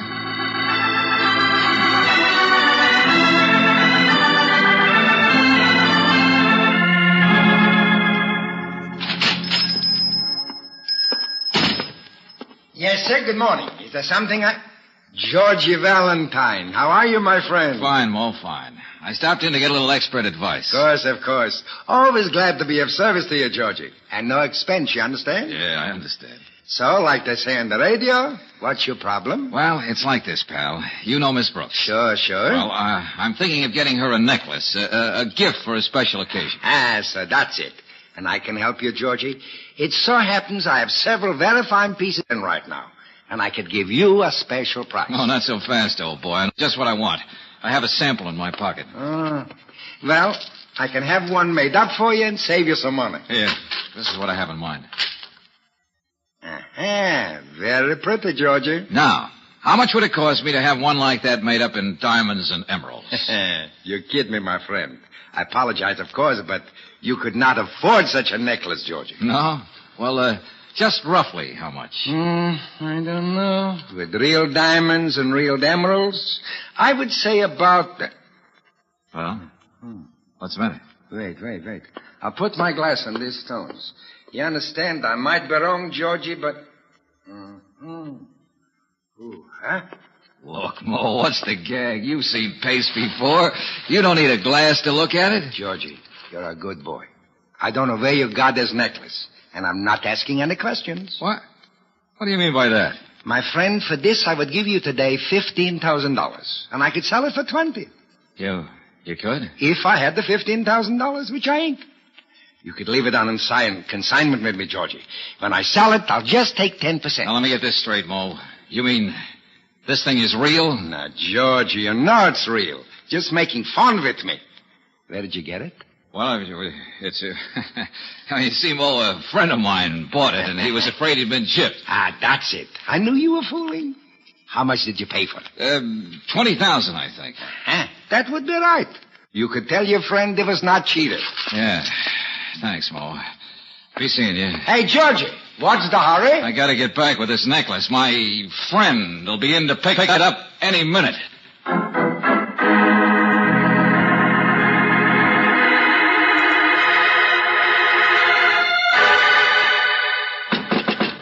Hey, Brooksie, Mo says... What in the dickens? Hey, Brooksie. Brooksie!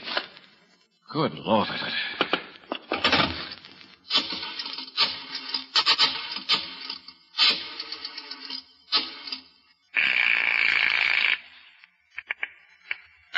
Hello. Give me Lieutenant Johnson? That's right. Valentine Johnson. Yeah. I thought I recognized his voice. No, look, I'm up in Brooksie's apartment. Well, it's nice. Give my regards. Johnson, something's happened to her. I left her here just a few minutes ago. When I came back, the whole place had been turned upside down. She's gone. What do you mean upside down? Stuff turned over, doors pulled out. Looks like a struggle. Now, listen, I'll probably need your help. Well, that's a novelty for you. I thought you always Wait a minute, Johnson. Somebody's here. Well, who are you? What's it to you, bud?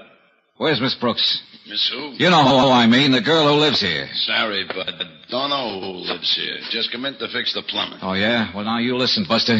You're no plumber, and you're going to tell me what happened here. Don't get excited, mister. I finished my job, and I'm getting out. That's what you think. First, you're going to tell me what went on in this apartment and what you're doing here. I got news for you, bud. I said I'm going, and I am. Oh, no, you're not. Oh, you want to play it the hard way, huh? Okay, you ask. Oh, wait a minute.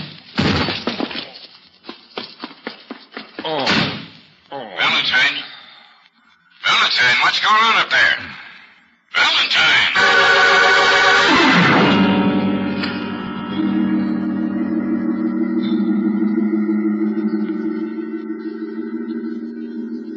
All right, Valentine, I follow you so far. Somebody managed to get a necklace in with Miss Brooks's shop. Oh, I thought it was a gag, Johnson, a fake. But when Mo told me it was real, I came right back up here to her apartment. She was gone. You can see for yourself how the place looks. Yeah. Somebody made a shambles of it, all right. Now, look, Johnson, the way I figure, whoever put that thing in with her packages came here for it. She told them she didn't have it. But she didn't. I did. They didn't believe her. So one of them dragged her out while the other one combed the apartment for it. Oh, you think there might have been two of them? Naturally, somebody had to grab Miss Brooks. Somebody else had to tap you in the head. Well, he didn't have to, but he did, Johnson. Now, I gotta find Brooksie, and I don't know where to begin. I could make a suggestion. Come on, what's stopping you? You might start by getting a line on who put the necklace in with her packages. Must tie up some way. Oh, yeah, that sounds easy. How? Where'd you buy the stuff? How do I know? Hey, wait a minute. Coverly, she said. Coverly's department store. All right, they've got a jewelry department, a good one. Yeah, I see what you mean. By the way, I suppose this mug got the necklace. Hey, wait a minute. I had it in his pocket. Yeah, here it is. Guess he didn't think I'd have anything to do with it. Okay, then, straighten your tie and get down to Coverly. See what you can find out. Can't you come along? Valentine, it happens I'm in homicide, not the robbery detail. I gotta get back to work. If you need any help, give me a call. Good luck.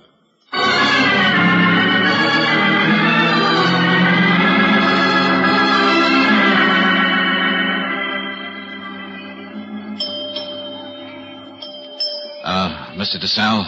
Oh, yes, sir. May I help you? You're in charge of the jewelry department here? Yes, that's right. Okay, now tell me. Do you have a diamond and emerald necklace in stock with 5 emeralds worth around $20,000? Yes, we did have a necklace such as you described until yesterday. That's what I thought. It was stolen, huh? Stolen? But of course not, sir. Look, DeSalle, you don't have to be cagey with me. My name's Valentine. I'm working with the police. Oh, I'm happy to know you, Mr. Valentine, but I know you're covered by insurance, but what was it, a holdup? Got a description of the man who took it?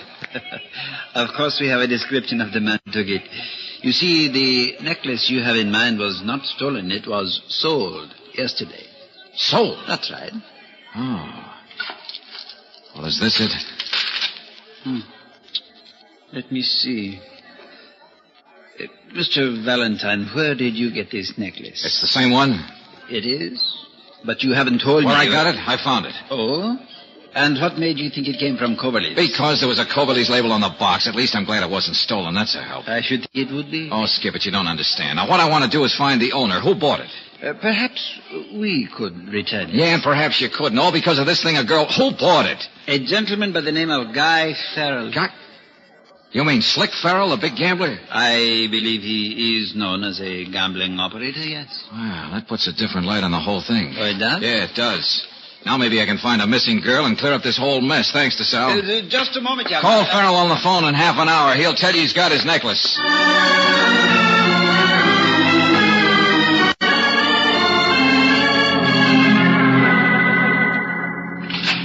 Yes? Oh, hello.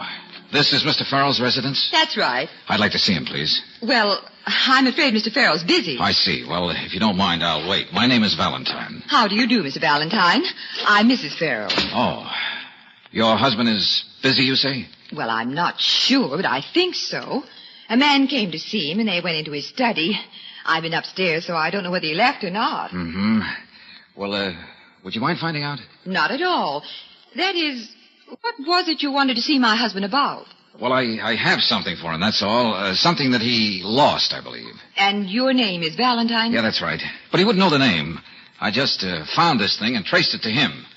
I'm sure he'd like to have it back. Oh. Well, all right, Mr. Valentine. I'll see if his caller's still with him. His study's right here. Yeah, thank you very much. Guy, you still busy, dear? There's a man here. Guy. Mrs. Farrell, what's the matter? What's the trouble, Mrs. Farrell? Hey, look.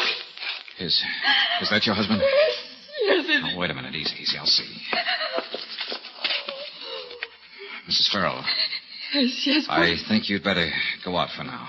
Oh, no, you mean it? Yes. I'll have to use the phone. Oh, no.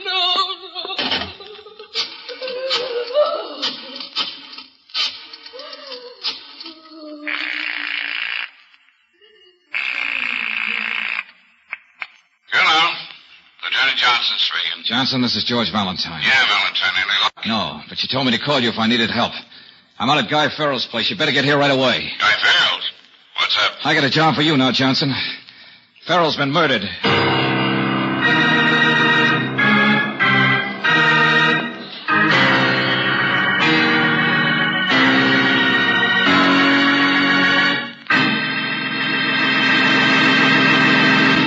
In just a moment, we'll return to tonight's adventure of George Valentine. I don't have to tell you that the holidays are almost here. If you're like most of us, you're scurrying around all over the town doing the 101 things that need to be done in getting ready for Christmas and New Year's. What's that got to do with automobiles? Well, I'll tell you. The kind of driving you do when you're Christmas shopping is the kind of driving you do all year round. Stop and go. Stop and go. Technically, it's called cold operation. And scientists know it's the hardest kind of driving for a car. New RPM motor oil solves this problem for hundreds of thousands of Western motorists because it more than meets the heavy-duty motor oil requirements of all automobile manufacturers. In fact, new RPM doubles engine life between major overhauls due to lubrication. Compared with premium-type oils, as designated by the American Petroleum Institute, new RPM cuts in half the wear rate of critical engine parts.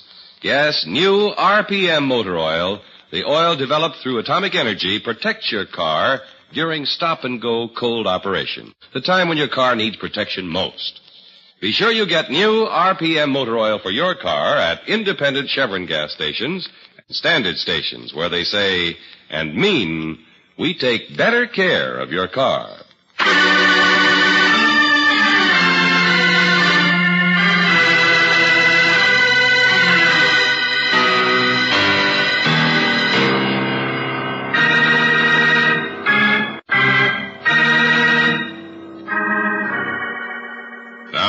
Back to tonight's adventure of George Valentine. You're sent for, not by a prospective client, but by your own secretary. She has a problem, which you laugh off for the moment. But you can't laugh off the fact that she was sent a valuable necklace along with her shopping, or that the man who bought it and smuggled it in with her order was a big-time gambler who is now dead, or that Brooksie herself is missing. If your name is George Valentine, you know that finding Farrell's murderer will mean finding Brooksie, or vice versa. With Lieutenant Johnson at the Farrell home. Miss Farrell, you say you haven't the least idea who your husband's caller was? Not the slightest, Lieutenant Johnson. But you showed the man in. Your husband apparently knew him. Oh, yes, he knew him, Mr. Valentine. I'm sure of that. Because when he saw him, he called him my name. Oh, it's something. What name? It was Gus. He called him Gus. Uh-huh. No last name, of course. No, that's all he said. Just, hello, Gus. Well, did your husband seem glad to see this, Gus? Well, now that you mention it, I don't believe he did. He seemed a little upset. You know the man if you saw him again, of course? Oh, yes, certainly. He was short and stocky, very dark hair, black, I believe, and he had a mole or something on his left cheek. Hey, Johnson, that's my man. That's my man, Valentine. Only I don't happen to know who he is. No, I mean, that's the mug who knocked me over the head in Brooksie's apartment. Answers the description perfectly. Yeah, that's great. Only you don't happen to know who he is either. Miss Farrell. Yes, Lieutenant. Suppose you go on about whatever you have to do, Mr. Valentine, and I'll look around here a bit before we go. Oh, yes, of course. Please call me if I could be of any help. We'll speak to you on the way out, Miss Farrell. Johnson, don't you see this all ties up? Yeah? How? The necklace, Brooksie, Farrell's murder, everything. All right. What's your theory? All right. Farrell bought the necklace, probably as a present for his wife. That we know. Sure. Go ahead. As he took it away, he saw a mug named Gus watching him. He knew the guy. Knew that if he tried to take it home with him, he'd be held up and robbed. So he quick figured out something. He went back to the shipping room and had someone put it in with Brooksie's order. That makes sense, But this Gus followed him and saw what he was doing. All he had to do was get to Brooksie first. Which he apparently did. Yeah. When she told him she didn't have it, he didn't believe her. So he had an accomplice take her away and scoured the apartment for it. When he didn't find it, he came here. Figured Farrell had already picked it up. Look, Valentine, I believe all you say, but we still got a couple of question marks. This mug Gus and his pal. Yeah, well, don't forget, I got a big question mark, too. Brooksie. Yeah, I know. Well, all I can do is go back to headquarters and pull out the pictures of every mug named Gus. You and Mrs. Farrell can look at them. Johnson, I gotta cancel out those question marks faster. And I got a way to do it. Yeah, how? Farrell obviously knew who Brooksie was. He said in his note he knew she worked with me. So he knew, but 9 chances in 10, Gus and his friends didn't. Still don't. George Valentine wouldn't mean a thing to them. That's getting us somewhere? I think it will. Suppose they find out that a certain diamond and emerald necklace was lost, found by George Valentine, and he's trying to locate the owner. Yeah, it's good. But how'd you go about fixing it so they don't? That's the easy part. Johnson, I gotta get Brooksie back, and you gotta get a murderer. I think we can do both at the same time.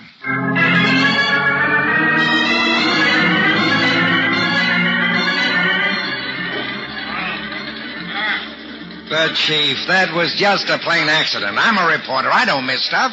I checked on it, I tell you. Yeah, I know. Huh? Okay, Chief, I'll cover it. That guy's off his rocker. Well, George, what's on your mind, if any? Look, Hank, I found a diamond and emerald necklace. Oh, great. I never have that kind of luck. It's worth $20,000.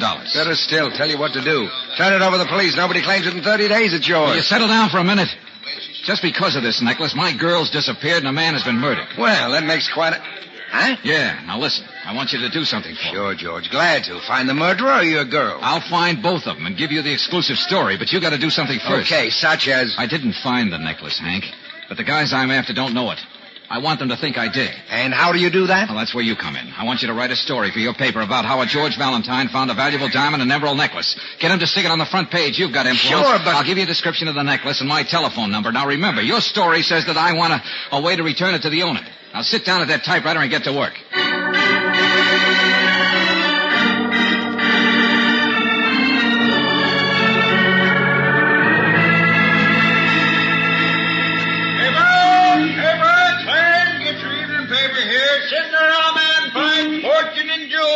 Get your paper, Clarence. Man finds diamond necklace. Read all about it. Hey, boy. Yes, sir. Paper. What's that headline you were calling? What do you mean, mister? That diamond necklace thing. What is it? Yeah, ain't that something, boss? Guy found a diamond and emerald necklace worth $20,000, it said. Yeah? What do you know about that? What's his name? Fellow by the name... Hey, what are you, a cheapskate? You want to read about it, you buy a paper. See, I got to make a living, you know. All right, okay, sure. How much? 7 cents, mister. Yeah, here's a dime. Keep the change. Well, thanks. Fellow by the name of Valentine found it. Story even gives his telephone number. Valentine. Sounds like a phony name to me.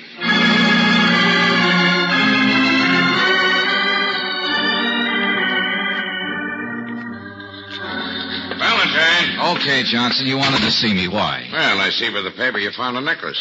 Look, Johnson, is that the reason you got me down to headquarters? You could have told me that on the phone. No. Keep your shirt on. I know that was a gag to smoke out the guys that ran off with Miss Brooks. And a gag to get your murderer. Maybe we've got a little bit ahead of you, Valentine. I got you in to show you a picture. Yeah? Yeah. Wasn't exactly necessary. I showed it to Mrs. Farrell, and she'd made the identification, all right. Just wanted to double check. Okay. Where's the picture? Here. Recognize the character? Yeah. That's the guy that comped me in Brooksie's apartment. Who is he? Mug by the name of Gus Scully, common hoodlum, second-story man, two-bit gambler, long record. You got him? Well, no. No, he doesn't seem to be sticking around his regular haunts. But we'll catch up with him. Don't worry. Oh, yeah, sure. I suppose you will. But if my hunch is any good, I'll catch up with him first. Yeah? How? Because of that story you saw in the paper, that's how. And right now you're keeping me away from the phone. And by the way, Johnson... Well? Don't get me down here again unless you've got something. I'm going to be busy finding my girl.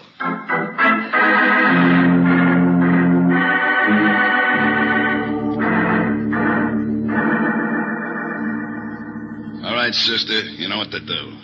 Tell this Valentine just what I said, and you won't get in any trouble. Yes, I know. Okay, go ahead. Call the number. Now? Yeah, now. Don't try any funny business, sister. Tell him just what I said and nothing more. Then, will you let me go? When I get the necklace, sure, why not? Oh, hello. Is this Mr. Valentine? The Mr. Valentine who found a necklace? That's right. Brooksie, where are you? Are you all right? Is that the right guy? Yes, he's the one. Oh, thank heaven I got you, Mr. Valentine. I'm the one who lost the necklace. I bought it at Coverley's. The label was on the box. Brooksie, tell me, can't you talk? Is somebody with you? Oh, yes, sir, that's right. Can't you tell me something, Angel? Yes, a diamond necklace with emeralds. That's right. Do you have it with you now? Sure, right here in my pocket. Now, look, Brooksie, I'll give anybody the necklace to get you back. Oh, that's very thoughtful of you. I appreciate it. Look, what does he say? Just a minute, Mr. Valentine. He says he didn't want to leave it around his house, so he put it in a safety deposit box. You did say it's in your safety deposit box, didn't you, Mr. Valentine? I get it, sure. But, Brooksie, watch your step. That guy with you isn't just a mug. He's a murderer, too. Oh. Well, where can I come and get it, and when? I got a paper. I'll put down the address. Right now, Angel. Any time, just so I get you back, that's all. Oh, I see. Just a moment, Mr. Valentine. He says he absolutely won't let me come and get it. He insists on bringing it to me. He likes my voice, and he wants to meet me. Oh, nuts. Well, all right. Tell him to meet you, wait a minute, let's see, in Grinnell Park, a quarter of a mile inside the Durand Street entrance at 10 o'clock tonight. If I do, will you let me go? Sure. Tell him. Mr. Valentine. Yeah, Brooksie. You sound very nice to me, too. I'll meet you in Grinnell Park at 10 tonight. I'll park my car about a quarter of a mile inside the Durand Street entrance. Good. Will they bring you? Oh, yes. I'm sure of it. And you can't miss my car. It's a Light blue convertible. light blue convertible. I'll be there, Angel. Oh, thank you very much, Mr. Valentine. Well, I'd be glad to see you.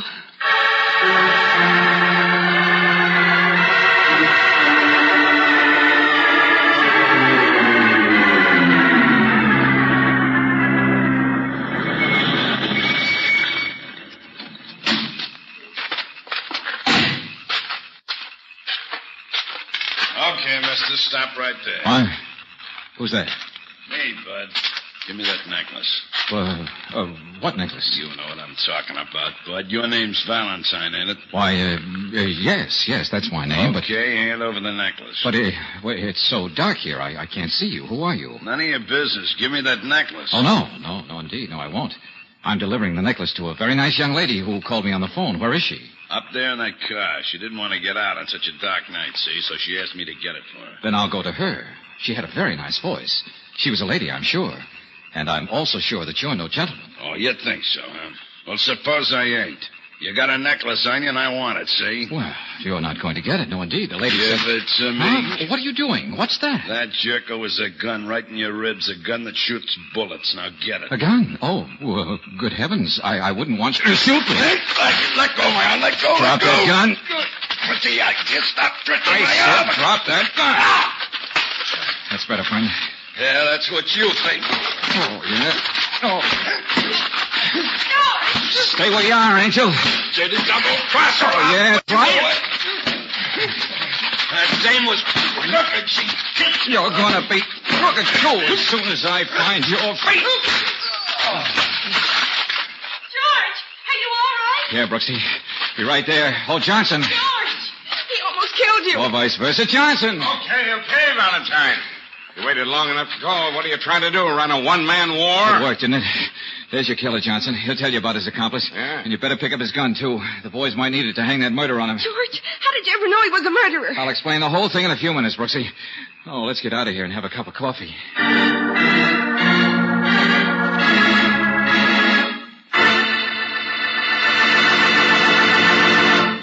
If you're planning to drive home for the holidays, then here's an important reminder.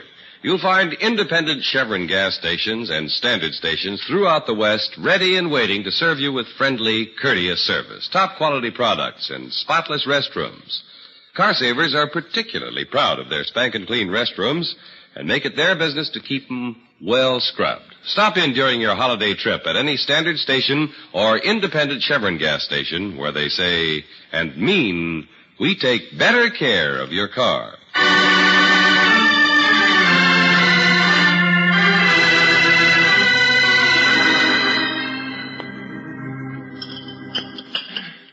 George, Angel. I think you're terrific. Good coffee. You do? Why? Well, because you caught a murderer all by yourself with no help at all from Lieutenant Johnson. No, that was nothing. Nothing. No, it just happened that way. I wasn't really interested in catching a murderer. All I wanted to do was to get you back. Oh, darling, you did? Naturally. George, you're sweet. I had to get you back, Angel. You did? Sure, all those letters I dictated have to go out by tomorrow. Oh. And I can't read your shorthand. Oh, George!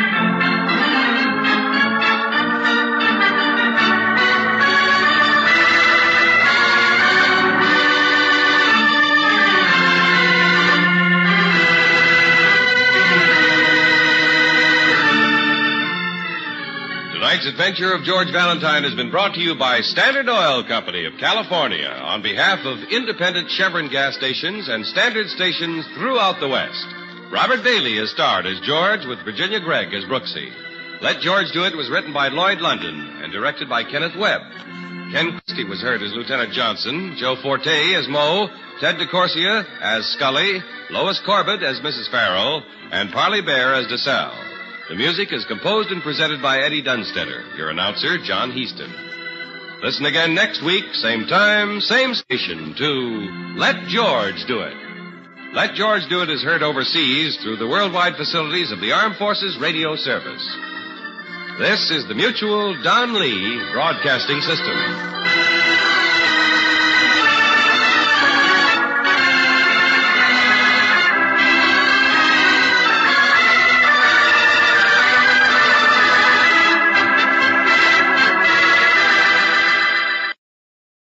Welcome back. Well, I used to think at the start of the show that George Valentine was fearless. Well, now we find out what his fear is really. Commitment. Honestly, in that episode, making a lot of concern statements for Brooksie. Of course, this didn't have the typical let George do it feel to it. There was not a twisty-turny mystery like we're used to. And if you listen to the end, you heard that the writer was named Lloyd London. This has been on other shows before. I think I just did not notice it. I think the first time was Sabotage, and also Destination Danger and Off the Record. And they're going to be, in these last few episodes, probably about a third of them that are written by this Lloyd London. Now, you will not find any information on Lloyd London in terms of biography. It seems to me obviously a pen name because Lloyd's of London, and actually yours truly, Johnny Dollar, was originally called Lloyd London. So who could Lloyd London be? I'll offer my opinion. I think Lloyd London is none other than our star Bob Bailey. Bailey did begin to get into some writing. Bailey wrote one episode of Yours Truly, Johnny Dollar, under the name Robert Bainter, his first and middle name combined. And he also wrote for television, writing for Fury and Hawkeye and the Last of the Mohicans, two Western series, as well as writing a story that became the basis for a Jane Russell movie called Underwater. These Lloyd London scripts, Sabotage, Destination Danger, Off the Record, and now Stolen Goods, have a lot more to do with suspense and excitement. The mystery's not quite as well crafted as what we've been getting from Jackson Gillis and David Victor. Well, we turn now to listener comments and feedback. Kelly says, not caring for Frank Race. I don't care for this show. Kind of boring. Well, Kelly, sorry you don't like it. I would not have thought that would have been a issue. But to each their own, and that's why I like doing 5 and soon to be 6 shows a week. We have something for everybody, and if they don't like one show, well, just tune in tomorrow. All right, well, that will do it for today. Join us back here tomorrow with Sherlock Holmes. Well, our listener support campaign continues, and I want to send a special thank you along to those who have supported the campaign. Big thank you to Michael Galea, who sent along a very generous donation, and also to everyone else who has sent along donations, including Bill, as well as John, and the Skumikian family, Peter, Kelly, and Ollie. And I hope we did good on that pronunciation, or did well. Yes, I am a writer, or I try to be. And appreciate everyone's support. As a thank you, we always give access to our premium site at the $7 or more level. During our listener support campaign, we give extra special thank yous at the $20 level. This includes, during this campaign, a free digital copy of my ebook, All I Needed to Know I Learned from Columbo. And another gift. It's going to be something digital, unless you get a copy of my book, Tales of the Dim Night, available to those in the U.S. and Canada at the $50 or more level. One request I've received as well is one of the Poirot mysteries from the BBC's. A lot of attention has rightfully been given to the TV version of Poirot. But John Moffat, as well as a couple of substitute actors, have done a really good job adapting Poirot for BBC Radio 4, and at the $50 or more level, we'll send you one of these great mysteries, Five Little Pigs, The Mysterious Affair at styles, and Murder on the Orient Express are some of those that are available. So just let us know. All right, well, now it's time for today's episode of Sherlock Holmes. This one is called Island of the Dead.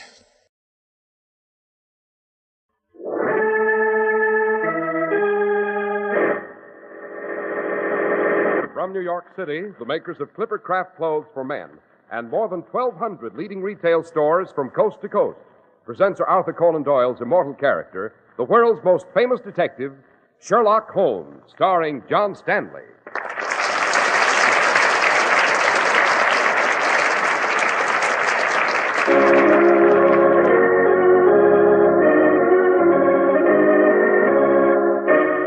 This week's adventure, The Island of the Dead.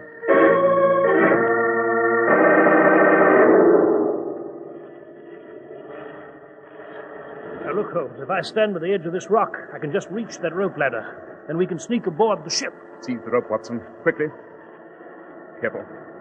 Got it, Holmes. Up we go. This blasted rope is slippery. Silence, Watson. If we make the slightest sound, someone on that deck will blow our heads off.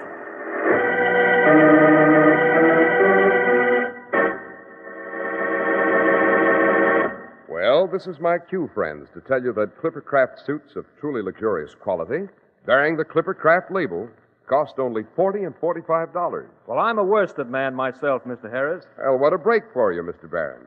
You've never seen worsted suits as elegant as Clipper Craft's for only $45. Terrific if true, but how come? Well, it's Clipper Craft's tremendous manufacturing plan, concentrating the enormous purchasing power of more than 1,200 fine independent stores from coast to coast for incredible savings in production and distribution. Good enough. Say, what I want to know...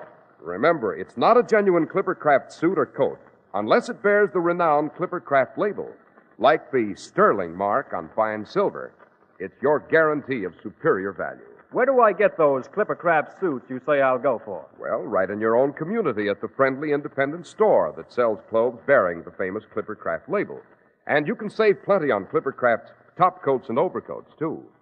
Comparing Clipper Craft with clothes selling for many dollars more will prove it.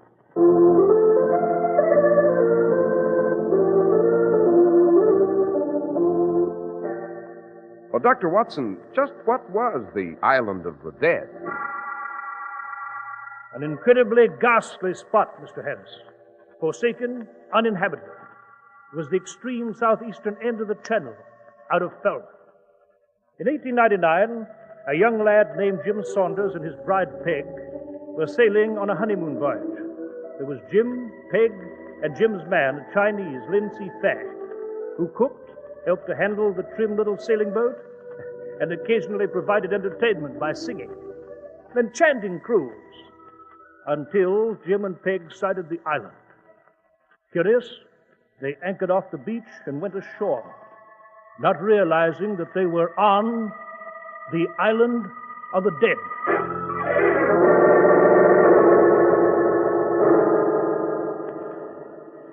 I don't see why Lynn didn't come along with us, Jim. Oh, he'll be along in a while, Peg, darling. He's polishing the brass again. He wants it to shine under that wonderful moon. Oh, darling, he's an angel. Isn't it a strange beach? Why did you say that? And those reefs like huge claws reaching into the sea. Those weird rock formations. The gnarled, petrified trees.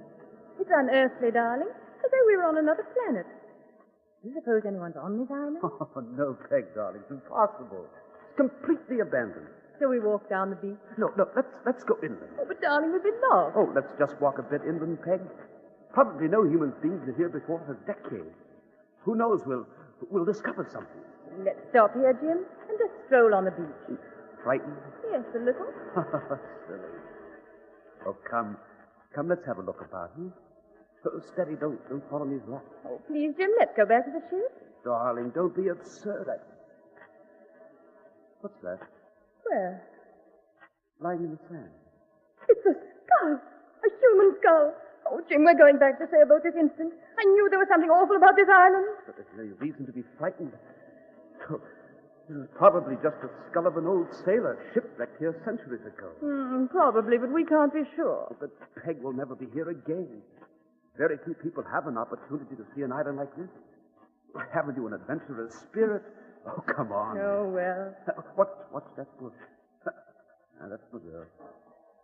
Wait. You hear something? Yes. It sounded as though someone was behind us. Couldn't be Lynn. He wouldn't steal about like that. Who's there? Who's there? Probably just our imagination. Jim, I don't care what you say. We're going back to the ship. All right, if you insist, but What's wrong now? under that tree, it looks like another human skull. It is! It is! Come on, run back to the ship. Calmly, Peg, calmly. Give me your hand. We'll go back. I hardly think so, sir. What? Where did you come from? He has a revolver, Jim. Who are you? The name is Cavendish. Yours? Saunders. We're Mr. and Mrs. James Saunders. I'm obliged to ask both of you to board my ship. Your ship? I don't see any. It's anchored on the other side of this island. It's not visible from this point. Put that revolver down and get out of here. We're going back to our own ship. Answer my question. What are you doing on this island? Just scouting about. We're on our honeymoon. We saw the island, wondered about it. You were not sent here? Of course not. You see, there is the possibility that you were sent to investigate, that this is a ruse. There is also the fact that were I to allow you to leave the island, you might very well report my presence here. In another moment, you would have sighted my ship. Walk along, past that great rock. I shall walk behind you. But who are you? What in the world are you up to? All in good time, ma'am. This is the island of the dead. It is my island. The skulls and bones of Lord knows how many men form a huge mountain of decay and death upon these desolate shores. We still haven't answered our question. What is this all about? Why can't we return to our own ship? Who are these dead men? The identity of the dead really shouldn't matter to you, sir. Very shortly, when I'm ready to set sail, you and your wife will be joining them.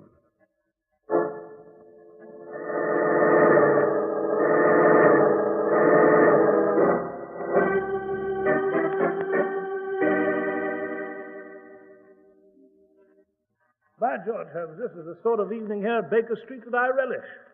A fire crackling merrily along, adequate time for me to browse through my medical texts. And for me to rummage about in the archives of crime, Watson?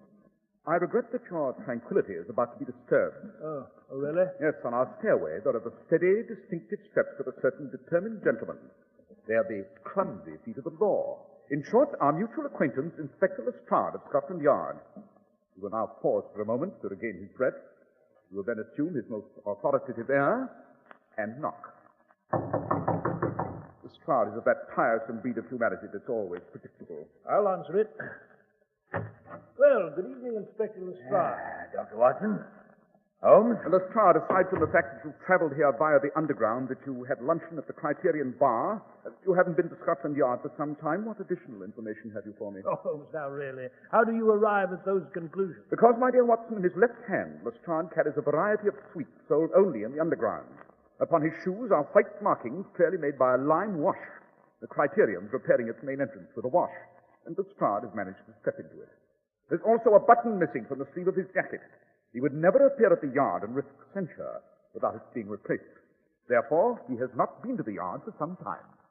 I hope, Holmes, that this dazzling display of your brilliance will not be dimmed by the problem I'm about to present. Most unlikely, my dear Lestrade. Most unlikely. Now, look here. There's a young couple, a Jim Saunders and his bride, Peg. Mr. Saunders is the son of Henry Saunders. His father's a He's an extremely wealthy collier, owns and operates mines at Newcastle. Yes, yes. Young Jim and his bride set sail from Falmouth on their honeymoon along with a Chinese cook, Lin Si Fang. They're promised to return shortly. But they've vanished. Precisely. I presume you've examined the weather reports in that area? I have. The sea's been very calm. They couldn't have been shipwrecked by a storm. Was she a sturdy boat? In perfect condition, Dr. Watson. This was a maiden voyage. Young Saunders purchased the boat just before the wedding. Now, the elder Saunders is a good deal of a fuss budget. He's worried. He's also rather powerful politically. He turned the yard upside down, demanding an explanation of the couple's whereabouts. Did you telegraph an inquiry to the French coast, Lestrade? I did. And every village along our coast where they might have put in, and there's no sign of them. I see. It's a small vessel. They couldn't possibly have sailed very far. But confound it, they couldn't simply disappear into thin air. It's the most fantastic riddle. And knowing that I have an eternal fascination for the inscrutable, you've decided to consult me, in the hope of tracking down Mr. and Mrs. Saunders before the elder Saunders causes heads to fall at the yard. That's a crude way of putting it, Holmes. But you've an extensive file on baffling cases. I thought perhaps there might be some precedent. Perhaps you've a suggestion. I have a suggestion, Lestrade. What is it, Holmes? Speculation so early in the game, Watson, is useless. We have need of facts. Since the ship was last seen sailing from a certain port, I suggest we depart for that port immediately. Quickly, gentlemen, to Falmouth.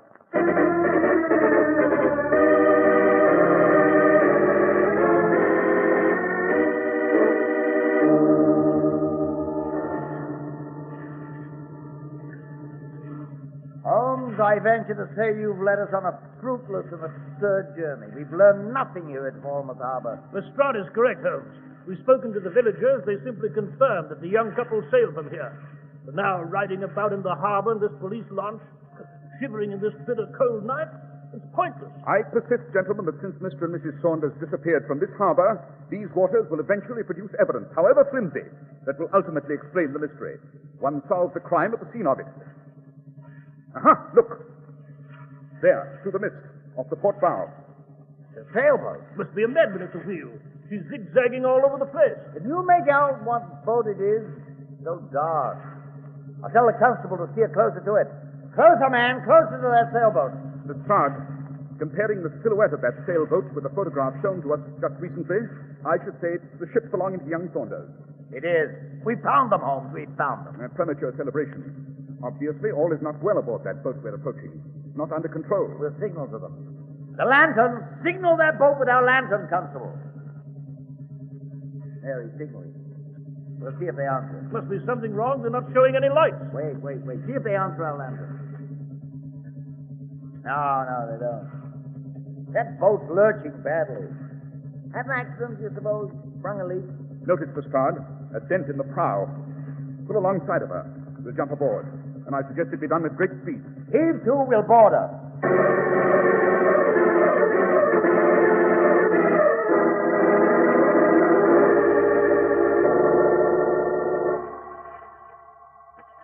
Oh, can you get over that rail, Holmes? I'm over, Watson. I'm with you. I'll just jump to the deck. So. Come along, Holmes. We'll talk to that chap at the wheel. You see him? Well, he can't be alone aboard this boat, can he? Hello? Hello there. Who's aboard? I should say, gentlemen, we did not receive an answer to our signal, because the man at the wheel is utterly incapable of answering anything whatsoever. It's Saunders' servant, the Chinese, Lindsay Fang. Yes, he's been stabbed in the back. Yes. If your young couple's still alive, Lestrade, they're in mortal danger. They've lost their boat. Their pilot stands alone, dead, up to his boots in his own blood, lashed to his wheel, and sailing the seven seas.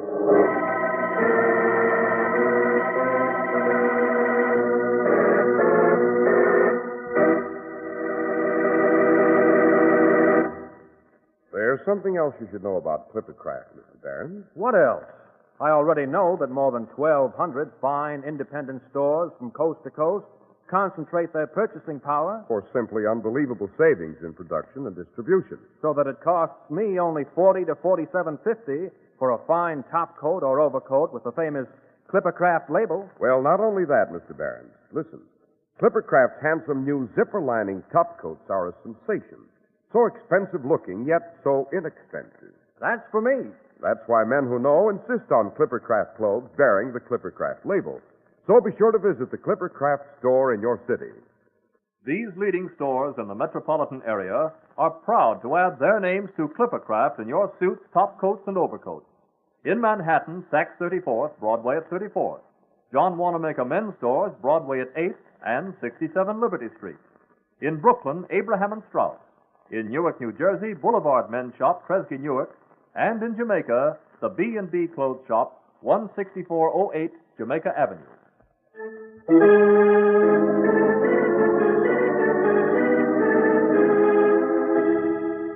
Dr. Watson, we're impatient to learn what Mr. Holmes did after discovering the body of the dead Chinese lashed to the wheel of young Saunders' ship. You will recall, Mr. Harris, that meantime, young Saunders and his bride were on the island, the prisoners of a burly stranger named Cavendish, who threatened to kill them. Of course, we knew nothing of this. Aboard Saunders' boat, which Holmes Lestrade and I had found in the sea off Falmouth, the three of us held a council in the cabin.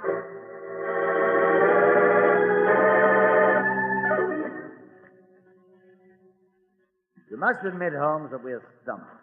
There isn't a scrap of evidence aboard this boat as to where Jim Saunders and his bride have disappeared to. I beg to differ, Lestrade. One couldn't have a clearer picture unless one were presented with a detailed map of how to find their whereabouts. Then where are they, Holmes? With the entire ocean before us, I can't conceive of how we shall find them. Lestrade informed us, Watson, that the boat was new. This was her maiden voyage. Yet the prow is dented. Indubitably, therefore, this was due to the boat's striking a rock or other impediment during this initial trip. In short, Saunders and his bride did reach land. But since the Saunders couple did not reach the French coast, as Lestrade told us, then they probably landed on some uninhabited island. Oh, that's very good, Holmes, but where in this vast sea is that island? You'll remember that I examined the body of the dead Chinese. The Chinese was stabbed with a long knife half a dozen times, but beyond that... Beyond that is the fact that rigor mortis, which ordinarily sets in within 2 to 4 hours after death, has not begun. Rigor would set in even more quickly in this instance due to the extreme cold. Post-mortem lividity adds to the authenticity of our conclusions. Although the corpse was erect and blood was streaming from the wound, complete post-mortem lividity has not developed. These two observations signify that the Chinese was murdered within the past few hours, perhaps within a shorter time. The island, Holmes. Where is the island? To answer that question, Watson, we now require these dividers, this chart of the seas on this table, and a pencil. Now, we assume that the average speed of the ship is approximately 6 knots. We observe the wind is north by northeast. If we draw a circle based upon these facts with its center at our present location, we have a perfect indication of approximately the point where this boat was within the past 2 hours. That's amazing, Holmes, amazing. Shall we proceed? Immediately, Watson. I'll give you a hand with the sails, Dr. Watson, and tell you at the wheel. Yes, that boy and girl may still be alive, though there's no telling what sort of hellish mess they're in. Hurry, man! Every stitch to the wind!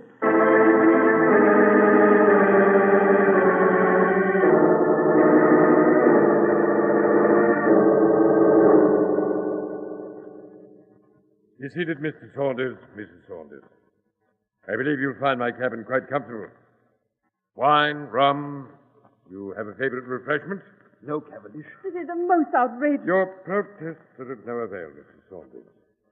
We're the only persons within many miles of this island, and I've plenty of bullets in this gun. My crew has gone after your ship to do away with your Chinese deckhand. As soon as they informed me that he'd sailed off for help, I dispatched them. You must have set sail when you failed to return. My crew will pick up the supplies we require in Falmouth and return shortly. What is this all about? This island is a priceless rendezvous for me, Saunders. I do not intend to have it publicized. But who are you? Cavendish is the name, sir. I'm a descendant of Cavendish the pirate. Do you recognize the name in that connection? Yes, I do. It's a great name, ranking in the fabulous lore of piracy with those of Drake, Hawkins, Morgan, Jean Lafitte. My ancestor commanded a flotilla under Sir Walter Raleigh. He was as fearless a buccaneer as ever to spoil the Indies or ravage the Spanish Armada. It was on a map he bequeathed to his heirs that I found a description of this island. But why is it the island of the dead? It was once a pirate rendezvous, ma'am, and the freebooters slew each other in struggles over loot, leaving the bones of the dead to rot, leaving the skulls you found. And this is your island? It is, Suffice it that I cannot afford for you to return to England with news of this island and of my ship. It's 1:15 in the morning. My crew will arrive momentarily. Then I shall kill the two of you.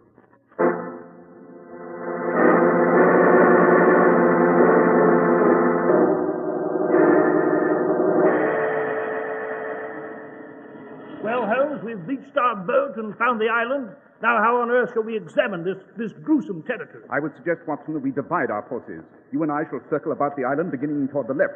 You, Lestrade, might investigate in the opposite direction. Very well. I've my revolver. Dr. Watson has his. If either of us requires help, suppose we fire an alarm. I'll meet you back here within an hour. Right you are. Goodbye. Good luck to you. Good luck, Inspector. Come, Watson, don't dawdle along. And have your revolver at the ready.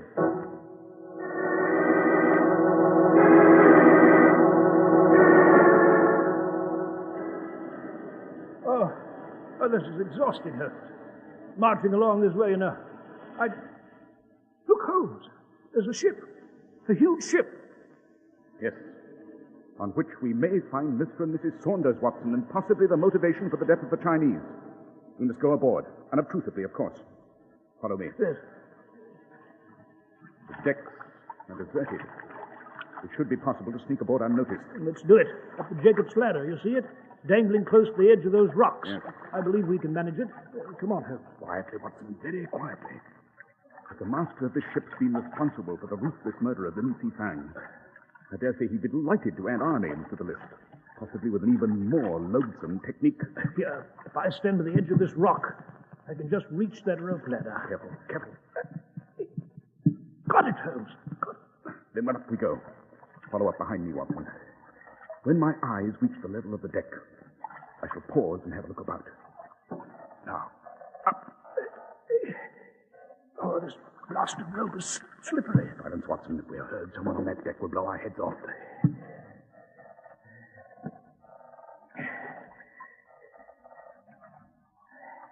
I can see the deck. Anyone in sight? No. Come along. Let's step on the deck. Right behind you, Holmes. There we are. See anyone yet? No. Hear anything? No. Look down in that hold. This ship is loading. What sort of cargo is it? We'll have a closer look. Tiptoe. What is all that in the hold? All that, Watson, is priceless. Priceless? Yes. There's none of it's packaged. Just tossed into the hold. I see bottles in there. There's cloth, chinaware. Special type of bottle and of cloth and of chinaware. Watson, we're losing time. We must search for the ship's master and our missing couple. They may be somewhere aboard, and we should find them. If, in the attempt, we're not surprised in a dark corner and garroted.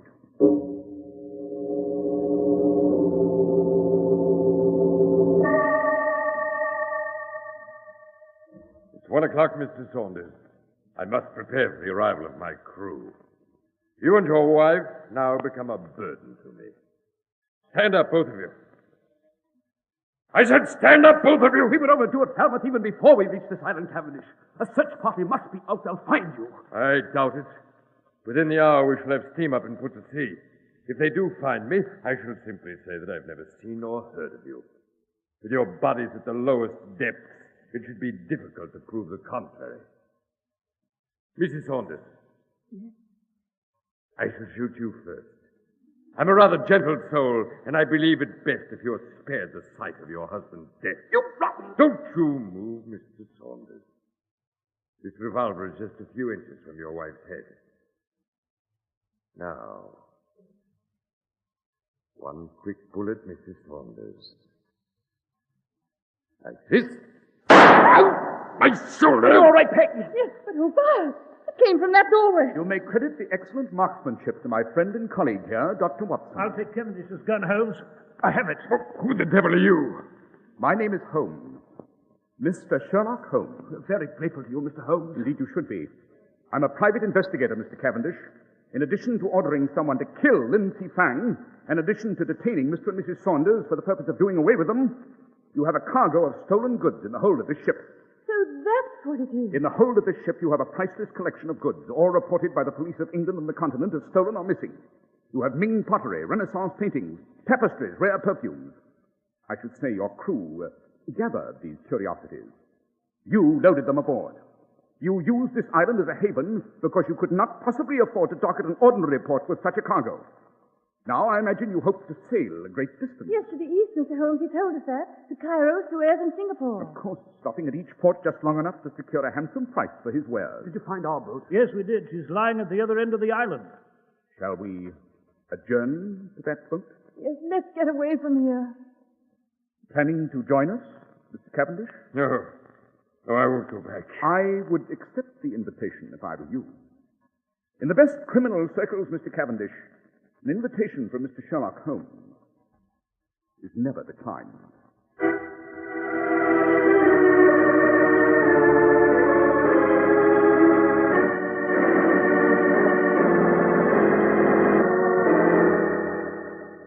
Is Mr. Cavendish safely tied up in the cabin, Watson? Yes, he is, Holmes. Saunders and his bride will be out in a moment to help us set sail for Falmouth. Oh! Why, it's Inspector Lestrade, come back from his search. You know, I'd completely forgotten about him. I searched my side of the island thoroughly, Holmes. Couldn't find hide nor hair of young Saunders nor of his bride. Taken us here on a fool's errand. You've wasted unspeakably valuable time, and you've obstructed the proper procedure of the law with your fantastic notions. I have, Lestrade. You have, sir. If you will step into this cabin... But what the... Inspector Lestrade, may I present Mr. and Mrs. Saunders and the gentleman responsible for Fang's murder and their kidnapping, Mr. Cavendish, our newest pirate. What? I am no ordinary footpad, Inspector.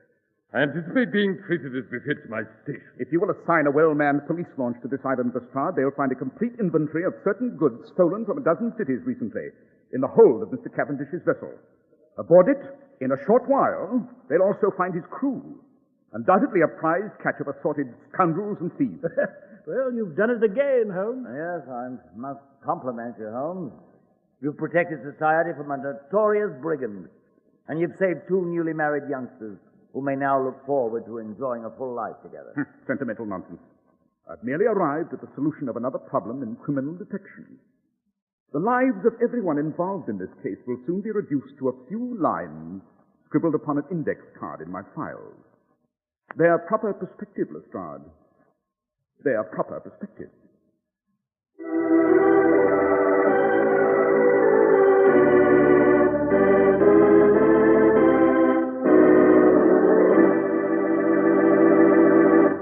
Well, Dr. Watson, our journey to the island of the dead was breathtaking. But I'm quite sure you've just as exciting an adventure planned for next week. Next week, Mr. Harris, I shall relate to you the adventure of London Tower. It concerns a two-faced villain, a smuggled sword, and a hot bath at 4 in the morning.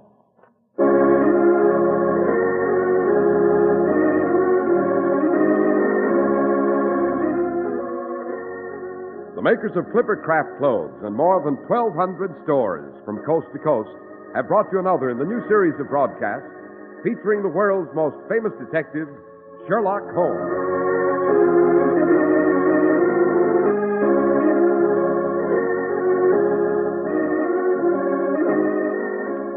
Our stories are based upon the character Sherlock Holmes, created by Sir Arthur Conan Doyle, and the program is produced and directed by Basil Loughrane. Sherlock Holmes is played by John Stanley, Dr. Watson by George Spelman. This week's story was written by Howard Merrill with special music by Albert Berman.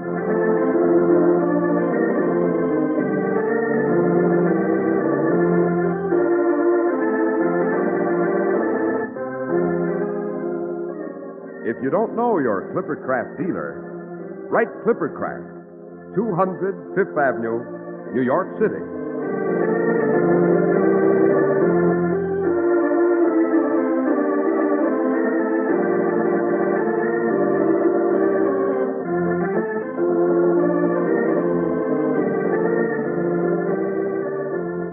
Be sure to listen next week to Sherlock Holmes in The Adventure of London Tower.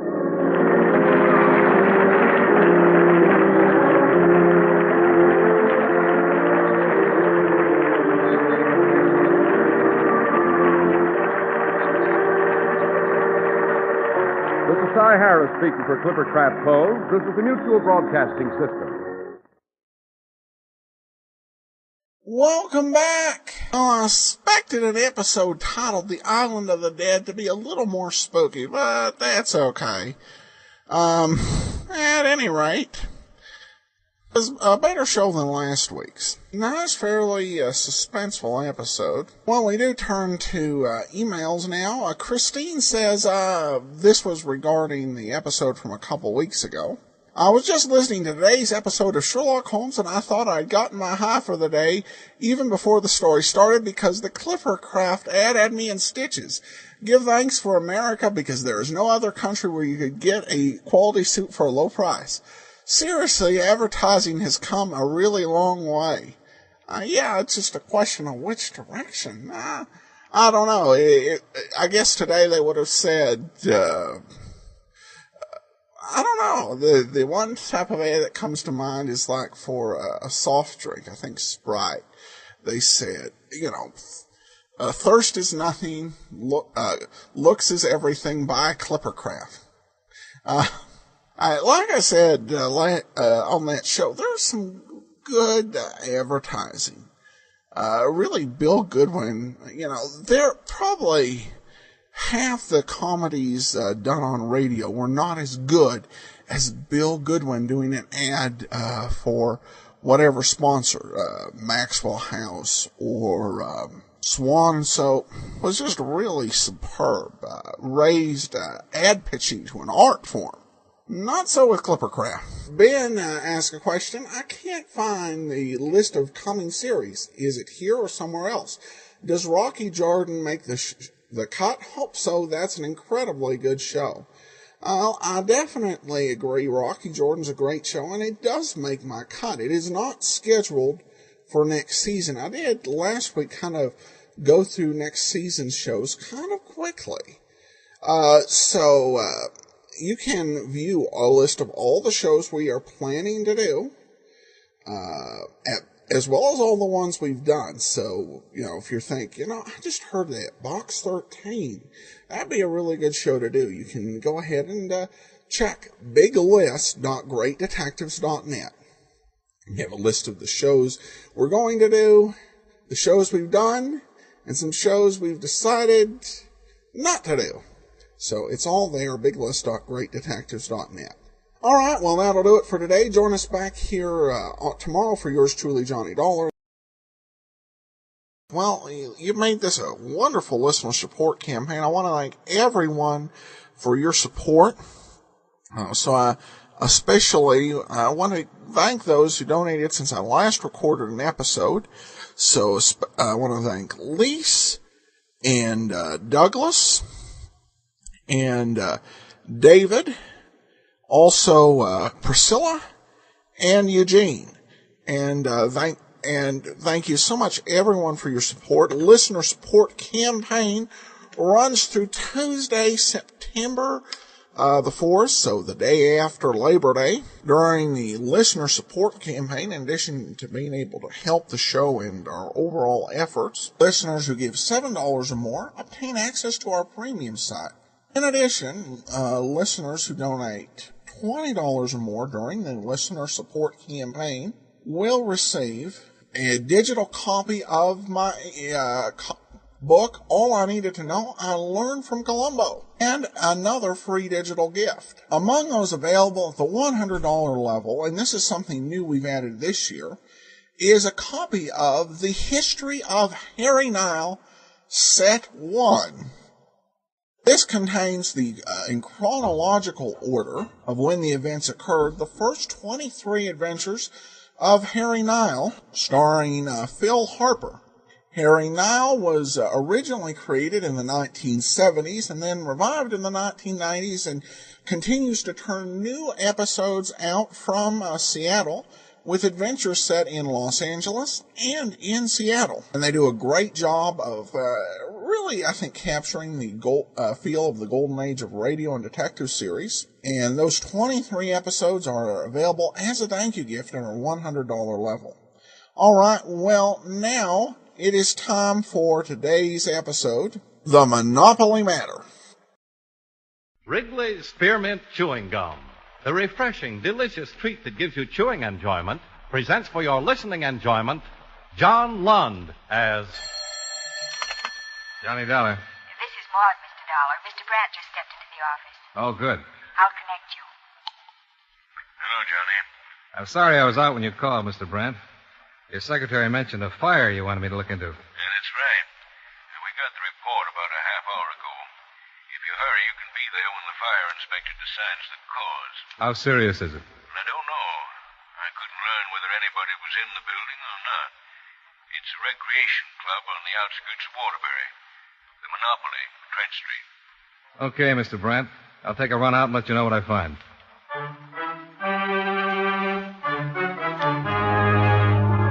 The makers of Wrigley's Spearmint Chewing Gum bring you John Lund in another adventure of the man with the action-packed expense account, America's fabulous freelance insurance investigator. Yours truly, Johnny Dollar.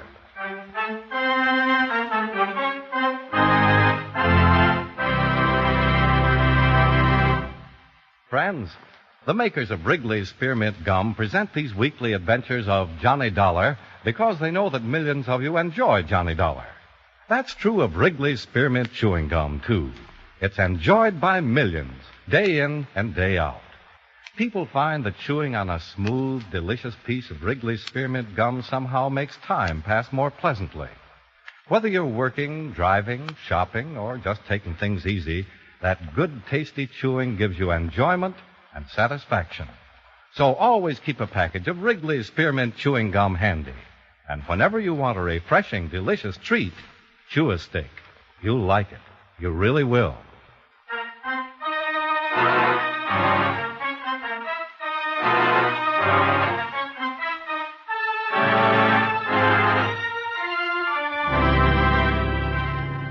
Expense account submitted by Special Investigator Johnny Dollar to Corinthian All Risk Insurance Company, Hartford, Connecticut.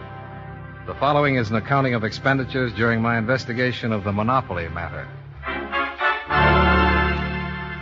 Expense account item 1, $26.70, car rental and mileage between my Hartford apartment and what was left of the Monopoly Club in Waterbury.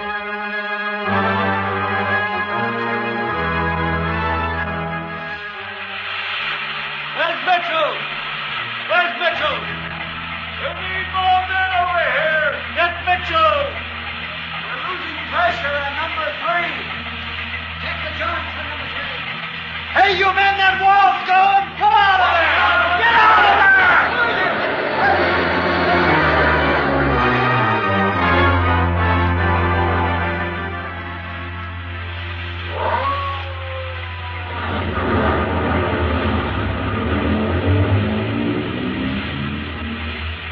An hour and a half after I got there, the fight was pretty well over. Just a couple of men with a high-pressure hose putting the final touches to a few smoking timbers. Hey, you there. I'll let you through the ropes. I'm from the insurance company that covers this place. Oh? You carrying credentials? Yeah. See 'em? Yeah. Yeah, okay, here. You have to be careful. Has the fire inspector shown up yet? Yeah. That's him over there. The one walking away from the 2 men. Captain McCready. Okay, thanks. You're welcome. Back over here. Captain McCready? Yes? My name is Dollar. I've been hired by the insurance company to investigate the fire. Come along. The men who answered the call first told me it broke out inside on the ground floor. Anybody in the building? Not that we know of. No report of anybody. Now, let's see. The window's over there. The smoke was reported coming out of there first. Hauser! Yes, sir. Have a couple of men bring axes over here, will you? Yes, sir. Timber. Do you specialize in fire cases, Mr. Dollar? No, but I've worked a few. Well, here we have a new building, not over 5 or 6 years old, that had passed all fire inspections when it got a license to operate as a place of public assembly. What do you want, Captain? Oh, you'll find some sash weights over there at the base of the wall. That's where a window was. Clear the debris down to the cement in a triangle with that as the point, spreading this way. Yes. That must be it. You looking for anything special, Captain? Point of origin. Smoke was spotted first coming out the window. Was it open? And if so, why? Yeah, cold weather like this. Was the club operating? No. It didn't open till 2 in the afternoon. We got the alarm at 11 a.m. Mm-hmm. You know anything about this Gerald Hobson who owns the place? Nothing yet. He was here, but before I was, he went home. Let's go over here and see what the men find, if anything.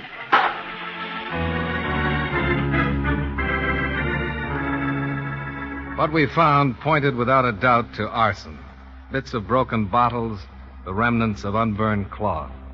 Charred as the evidence was, the cause of the fire was fairly obvious. We used to call them Molotov cocktails. Bottles filled with gasoline or oil with a piece of cloth for a wick. One or more evidently had been thrown in through the window, and the damage to the frame building was over 90%. The closest neighboring building was a garage almost 100 yards away. We questioned the people there, and then Captain McCready went back to his office. I looked up the owner of the Monopoly Club, Mr. Gerald Hobson. From the insurance company? Yes, looking into the cause of the fire. Oh, of course. Well, come in. Thanks. May I take your coat? Oh, I won't be here long. I'll keep it on. Well, just come into the other room and sit down there. I looked for you out at your building, but I guess you'd left before I got there. Yes, I was there, of course. Bob at the garage, he called me about the fire. He's the one that reported it. Yes, I talked with him. And I went right out, but my nerves aren't what they were once. Fire's such a terrible thing. I didn't know what to do, and I asked one of the firemen off, and he told me to go home, that people want to know where to find me. Did they save anything? Nothing but the foundations and some plumbing. Oh, well, then thank heaven for the insurance. Well, I don't suppose you share my feeling about that. You've paid the premiums, Mr. Hobson. Now, I'd like you to answer some questions about your club. Yes, of course. I understand it was a licensed place of public amusement. What kind of amusement? Well, we specialized in Monopoly. In what? The game, you know. Oh, sure. Well, we have a great many factory workers in Waterbury. Well, I started the Monopoly Club must have been 3 years ago, to offer them harmless entertainment and relaxation. The game was quite popular. Enabled them to play financier, you know. Oh, yeah, I remember the game Yes, you buy and sell and try to amass a fortune. We ran month-long tournaments and... Oh, I tell you, some of the fortunes were astronomical. Well, they were just billions. Was there any other amusement offered? Well, I had a few tables for the card players. There were soft drinks and candies. Mr. Hobson, I want you to understand that I'm not a police officer. Anything you tell me will be kept in confidence. Oh, yes, of course. Did you run any gambling games? Why, of course not. My club was a decent legal establishment. The members were good, everyday working people. And your income came solely from memberships? From memberships and retail sales. I don't like your intimations. Not one bit. I'm looking for a reason why somebody should have set fire to your building. That's why the gambling possibility crossed my mind. Heavy losses could drive somebody to it. Yes. You were absolutely sure that the fire was not accidental? The fire inspector, Captain McCready, seemed entirely satisfied. I saw the evidence, too. Have you spoken to the police about this, Mr. Dollar? I know I haven't. Why do you ask? Well, a man came to see me a week before last. On Monday it was, and I was just opening up the club, and so I was the only one there. It was one of those protection rackets, and he demanded money and made threats. You told the police about it? Of course, immediately. What did you say to this man? Well, I gave him $100 to get rid of him. That was to be the fee per month. As he put it, I'd better cooperate and keep my mouth shut, or he'd put me out of business for good. Well, did the police come to see you? Yes, 2 officers came right out to the club. I told them I'd rather meet them someplace else, but they said the faster they got on his trail, the quicker they'd find him. Well, they didn't find him at all. And if somebody threw gasoline into my place, it stands to reason that man must be the one. Uh-huh. Well, if you let me use your phone, Mr. Hobson, I'll call Captain McCready. We'll see what we can make out of this. Yes, of course. It's right out here in the hall.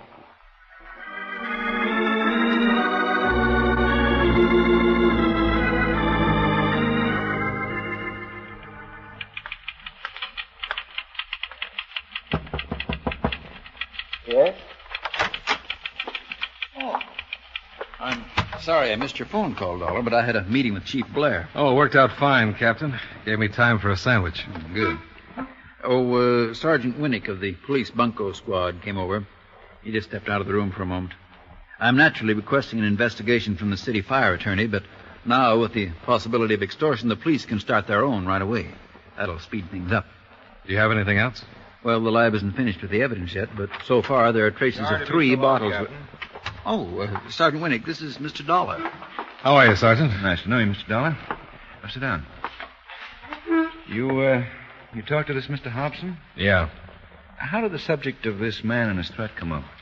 When I told him how the fire started. I don't know what to make of it.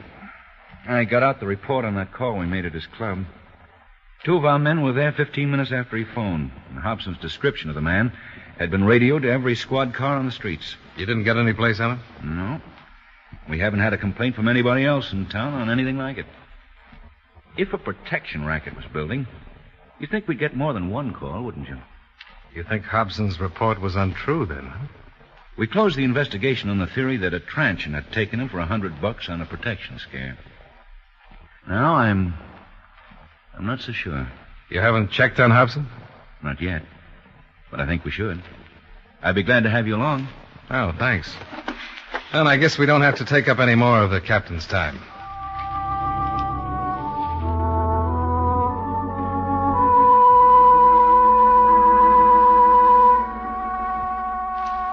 Arson cases are among the toughest to crack. You're faced with the fact that the fire usually destroys the implicating evidence. But there was some evidence that the fire could not destroy. I faced Gerald Hobson with it that night. It was nice of you to come back, Mr. Dollar, to trouble yourself like this. You probably won't appreciate it when you've heard me out. Was that so? Why not? Well, to put it bluntly, you're under suspicion of setting the torch to your club. Oh. Are you out of your mind? What's the meaning of this? I spent most of the afternoon with the police. A Sergeant Winnick investigated your complaint a couple of weeks back. Your story of the protection threat didn't seem to hold up. Now, let me understand this. They think I was lying about that man? Oh, I don't think they'd say so in but so they many do, words. Then why aren't they here? Because they're a lot more cautious than I am. Maybe I'm overstepping my bounds by coming, but I like to have things out in the open. I want to show you what's stacked up against you if you try to press a claim against the insurance company. Oh, yes, of course. I'd forgotten your sole interest is in saving your company's money. Oh, yes, by hook or crook. I'll be your best witness if the situation clears up in your favor. But I did some snooping. I looked into some of your financial affairs. Get out of here! Sure. This is your castle, Mr. Hobson. This kind of privacy I have no right to invade.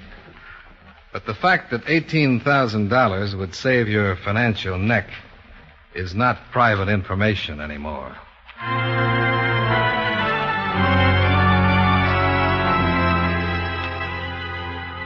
Well, that's where I left it and drove the 25 miles back to Hartford at my apartment.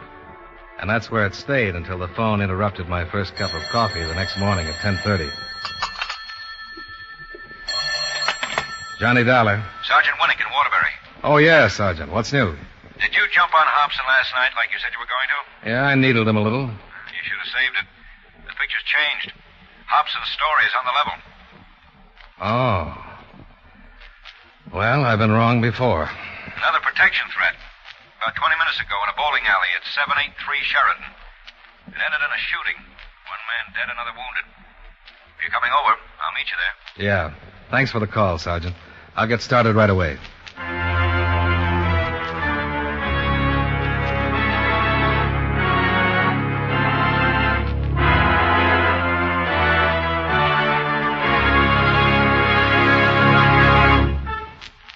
Friends, Wrigley's Spearmint Chewing Gum is a refreshing, delicious treat you can enjoy just about any time.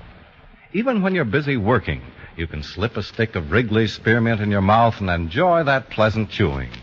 The lively, full-bodied spearmint flavor cools your mouth and freshens your taste. The good, smooth chewing helps relieve pent-up tension, gives you satisfaction.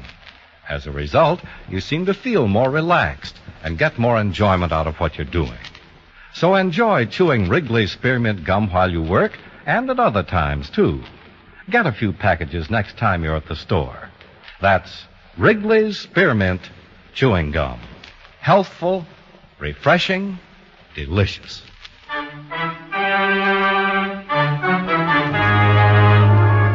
And now, with our star, John Lund, we bring you the second act of Yours Truly, Johnny Dollar.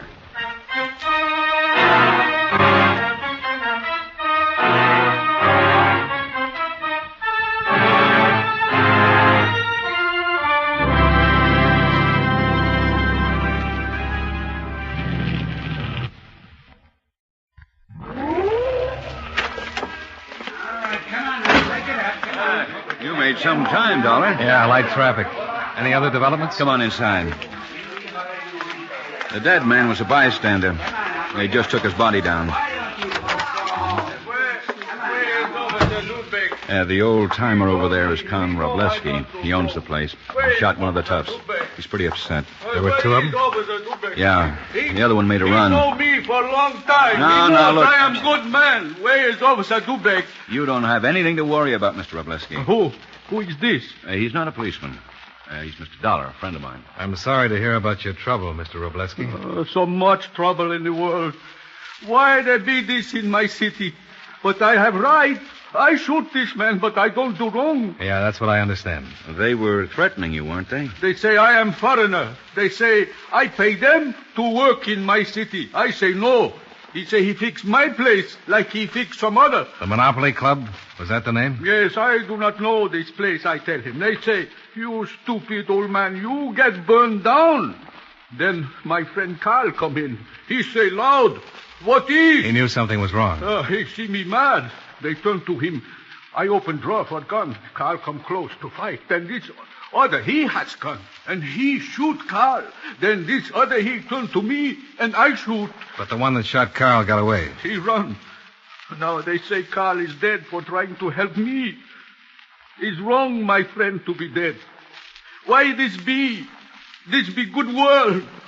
Why so much trouble for people? Why? That's about Too it, fella. much trouble for good Yeah. world. But why I take it they came in while he was opening up. Yeah, that's right. He was alone, just about like Hobson's club. The wounded man, was he conscious? Yeah, suffering from shock. So he wasn't worth anything.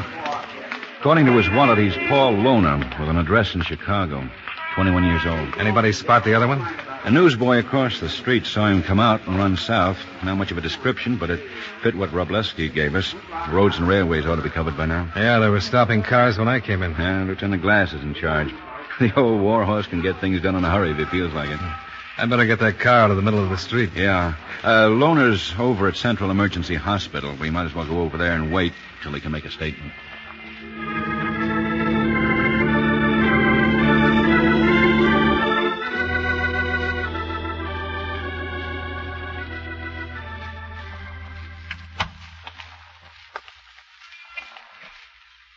They tell us you're strong enough to talk, Loner. Yeah, well, they told me too, but I don't see no reason to.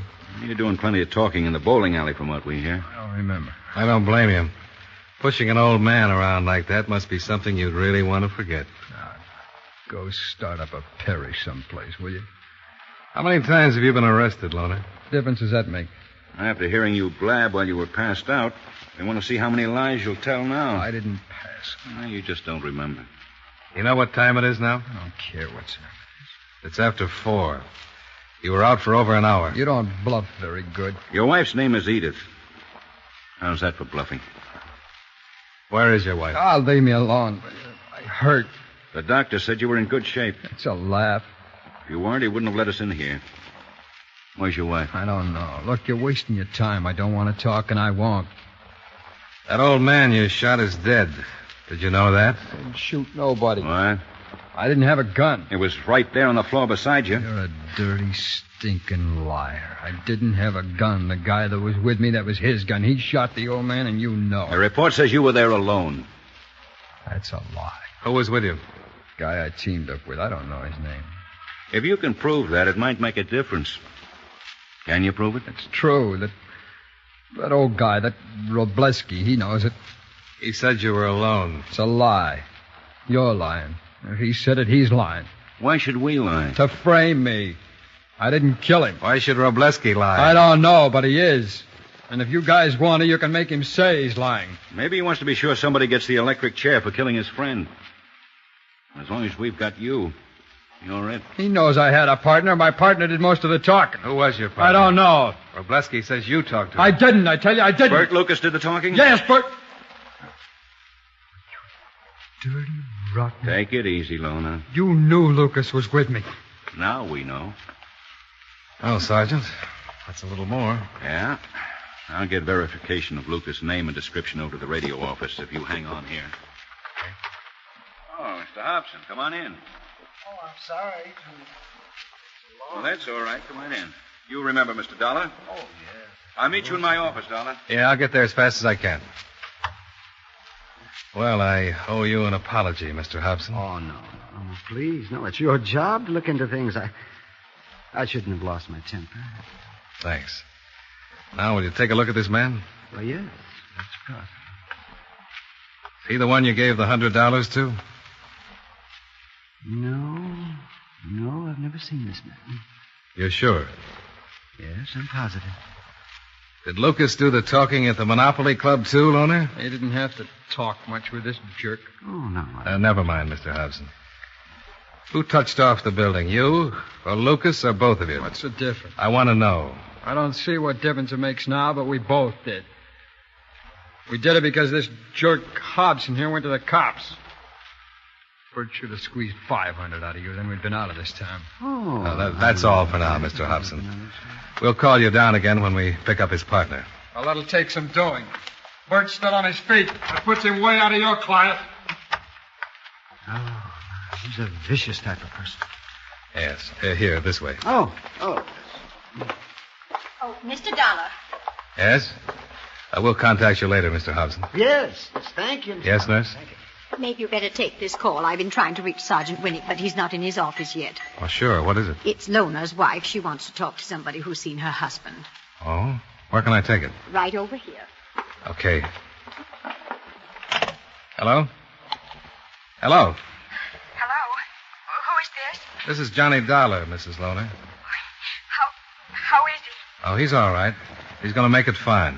Oh, when did you see him? I just left him. We talked about you. Where are you now, Mrs. Loner? I'm just down the street. I started out to come right down to see him when I read it, but when I got close, I got scared. Well, you have nothing to be afraid of, have you? People will ask me questions, and I'm not going to lie no more. You'll think it's wrong, but I know it's right. Of course it is. Did I meet you someplace? Oh, no. But if you'll wait outside the door for me so I won't have to talk to those men who don't care about anybody. I'll be there.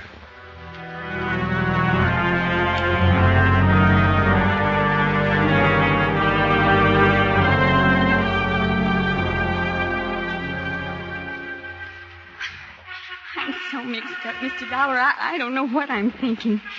But I always knew that something as bad as this was going to happen. I always knew when it happened, I'd have to do something. The fellow who was with him is named Bert Lucas. Yeah, we learned that. The police here phoned the police in Chicago and learned about him and about you. And about how you and your husband left. They weren't sure Bert Lucas was here, but we found out from your husband. I know where Bert Lucas is hiding. Where? I can't tell you by streets and roads, but in a car I could tell you how to drive there. How can you be sure he's there? He came by where we live after he got away from that trouble this morning. He didn't know Paul was hit. He said him and Paul got separated, and he was going out to that place that got burned down. The Monopoly Club? I'm killing him when I tell you this. Not necessarily, Mrs. Loner. Oh, yes, I am. He knows he killed that man. He told me so. He said he'd never give himself up, but I don't care. He's in a cellar out there. That's where he is. He was going to wait till dark, but he's in a cellar out there.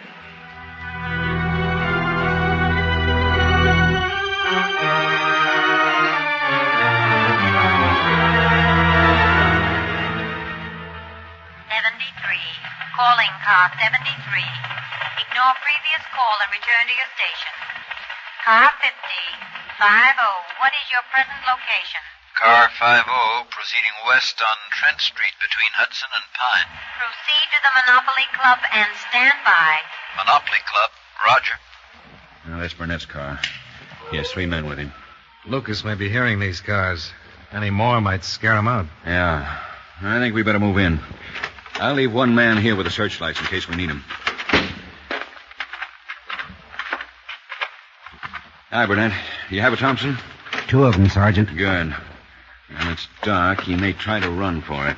Leave one of your men here in case we need some light. Right. Hillary, get the search trained on the wreckage and be ready if we need it. Well, you've been here before, Dollar. I haven't. I didn't spot any cellar. Oh. All right. 2 Thompsons on each end. And we'll move straight in. Quickly until we get to the wreckage. He's armed.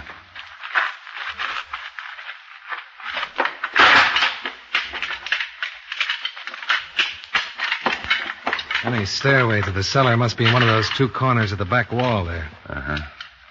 They must hear us by now. I'm going to give him a call. Lucas! Come on out, Lucas. Let's move forward.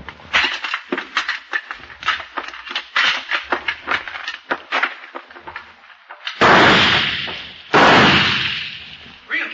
He hit one of your men. Get down. Get down, Burnett. Really, he's hit, Sergeant? How bad? Really.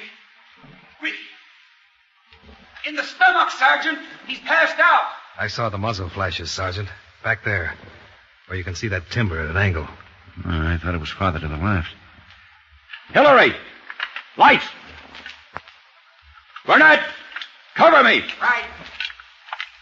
All right, Lucas. Come on out before you blast it out.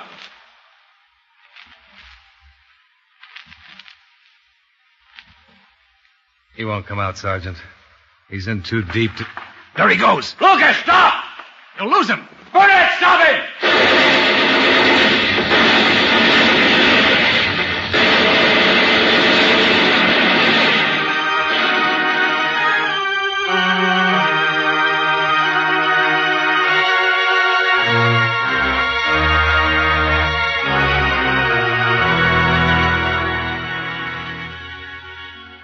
Expense account item 2. $35.50. Miscellaneous. Food, extra mileage, etc., etc. Expense account total, $62.20. Yours truly, Johnny Dollar.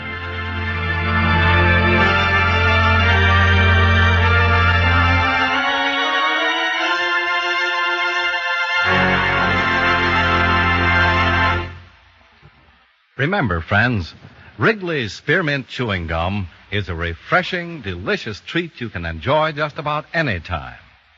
Chew a few sticks of Wrigley's Spearmint during the day and see how the good chewing helps keep you feeling fresh and alert. The lively, full-bodied flavor of Wrigley's Spearmint Gum cools your mouth, freshens your taste, and sweetens your breath. The chewing itself gives you a nice little boost, helps you keep going at your best. Millions of people get real chewing enjoyment out of Wrigley's Spearmint Gum every day, and we know that you'll enjoy it, too. Get a few packages and always keep some handy. That's Wrigley's Spearmint Chewing Gum. Healthful, refreshing, delicious.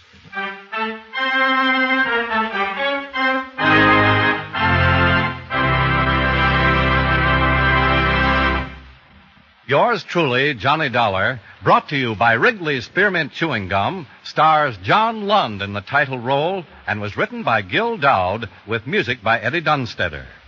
Featured in tonight's cast were Sammy Hill, Bill Johnstone, Stacey Harris, Parley Bear, Herb Butterfield, Howard McNear, Joe Duvall, and Jeanette Nolan. Yours truly, Johnny Dollar, is produced and directed by Jaime Del Valle.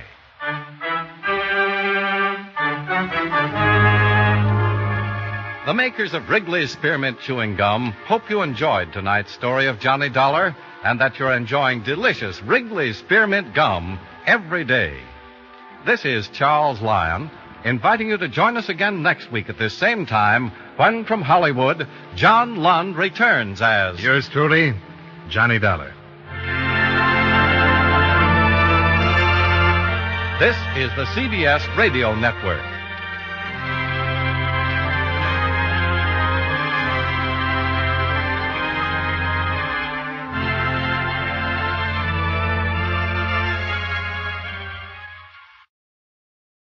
Welcome back. Well, those Thompson submachine guns, they somewhat gruesome sound effect. And usually you hear those, you don't have to see anything, you get a sense the criminal is done for, and that was the case here. This, by the way, was originally an Edmund O'Brien script from January of 1951, and that would explain the ending with the machine guns. That's definitely more an O'Brien run way to end the episode. And I was very happy that this actually included the game of Monopoly. My first thought when I heard Monopoly Matter was the game. But I realized it might be something else entirely. But I was surprised. Of course, Monopoly brings back a lot of good childhood memories. I have not played it in years, particularly a full game. It just takes so much time. Plus, I tended to play with people who took it even more seriously than I am, and I'd be insistent that we finish the whole game out. And I remember some days, when I was a kid, spending 5 or 6 hours. So it would have been a hard thing to have a club around, too. You would have been there all hours of the night. Unless you used a time limit rule. Though if I had unlimited time, I'd say the time limit rule is for wimps. But since I don't, I understand why folks use it. All right, listener comments. Lee says, I listen to a lot of different podcasts while I work. Yours is the only one I never get tired of. I'd love it if you add the extra day. Your fan, Lise. Well, thanks so much, Lise. And we are actually working pretty hard on the lineup. It's a great show that just most people haven't heard of. And I think that the big reason for that is just that it has been so disorganized. We've been using the Digital Deli FTP's really helpful log. He went down to the Thousand Oaks library where there's so much radio information and actually found original scripts, and we've been going through that, comparing, briefly listening to some recordings to work to get this all in shape for January. And so far we've got 39 episodes, and I hope to be able to get this sorted out so we've got close to 60. So thanks so much on that. Then we have a question on Facebook. Patrick asked, I know you want to open up another day. I know it doesn't hold to the genre, but what about I Was a Communist for the FBI? I would like to hear your thoughts on the series. All right, well, answer the question. Of course we've decided to do the lineup. I Was a Communist for the FBI. I think the one place you kind of get snared is the way that Ziv promotes their programming. Ziv, who they made a ton of syndicated radio and television shows. And what they said on I Was a Communist for the FBI, and they said the same thing on I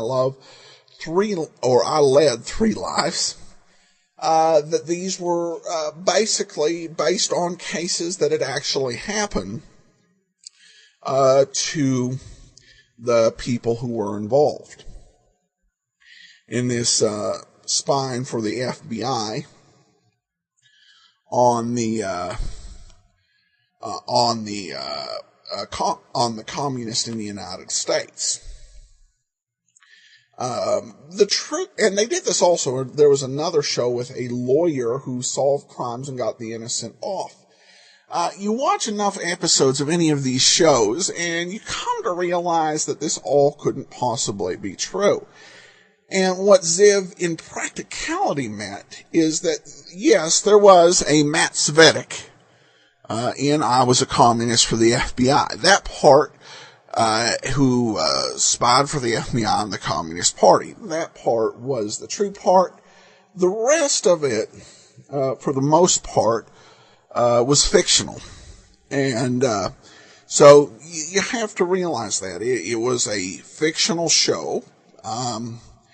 But it captured, I think, a lot of things. There's a lot of excitement, a lot of suspense, and I think Dane Clark does well in this particular role. And it does capture the spirit of kind of what was going on in the Cold War and this sort of high-level cultic, almost presence in the Communist Party of the United States when you got into the apparatus of it. I know that this series for some folks is kind of a sore point because, they believed rightly that there were some people who were just wrongfully targeted, persecuted, etc. There are people who believe that there were, communists working in the United States on various efforts to undermine the government. The, challenge, I think, is that both were technically right. And I was just reading about Mac Benoff, a writer for life with Luigi, who was labeled as an alleged communist. And if you've listened to the show, unless there's something way contrary to the way he was writing, that would be an absolutely absurd allegation. But there were these spies, and there was intrigue going on with the Soviet Union. So it captures that in, I think, a very imaginative and exciting way.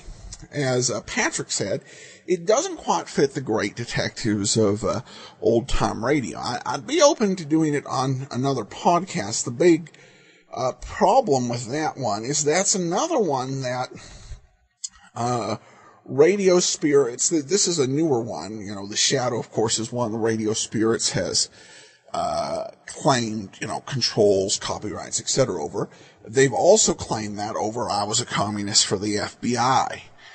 And so I am reluctant, for that reason to, even stretch a point on this, because I'd rather bring you detective shows than fight with copyright lawyers and DMCA, Digital Millennium Copyright Act stuff. So, thanks for the suggestion, Patrick. But it doesn't fit, but I love the show, and I hope we can, as listeners anyway, hear it in some other way in its completeness. Alright, well that'll do it for today.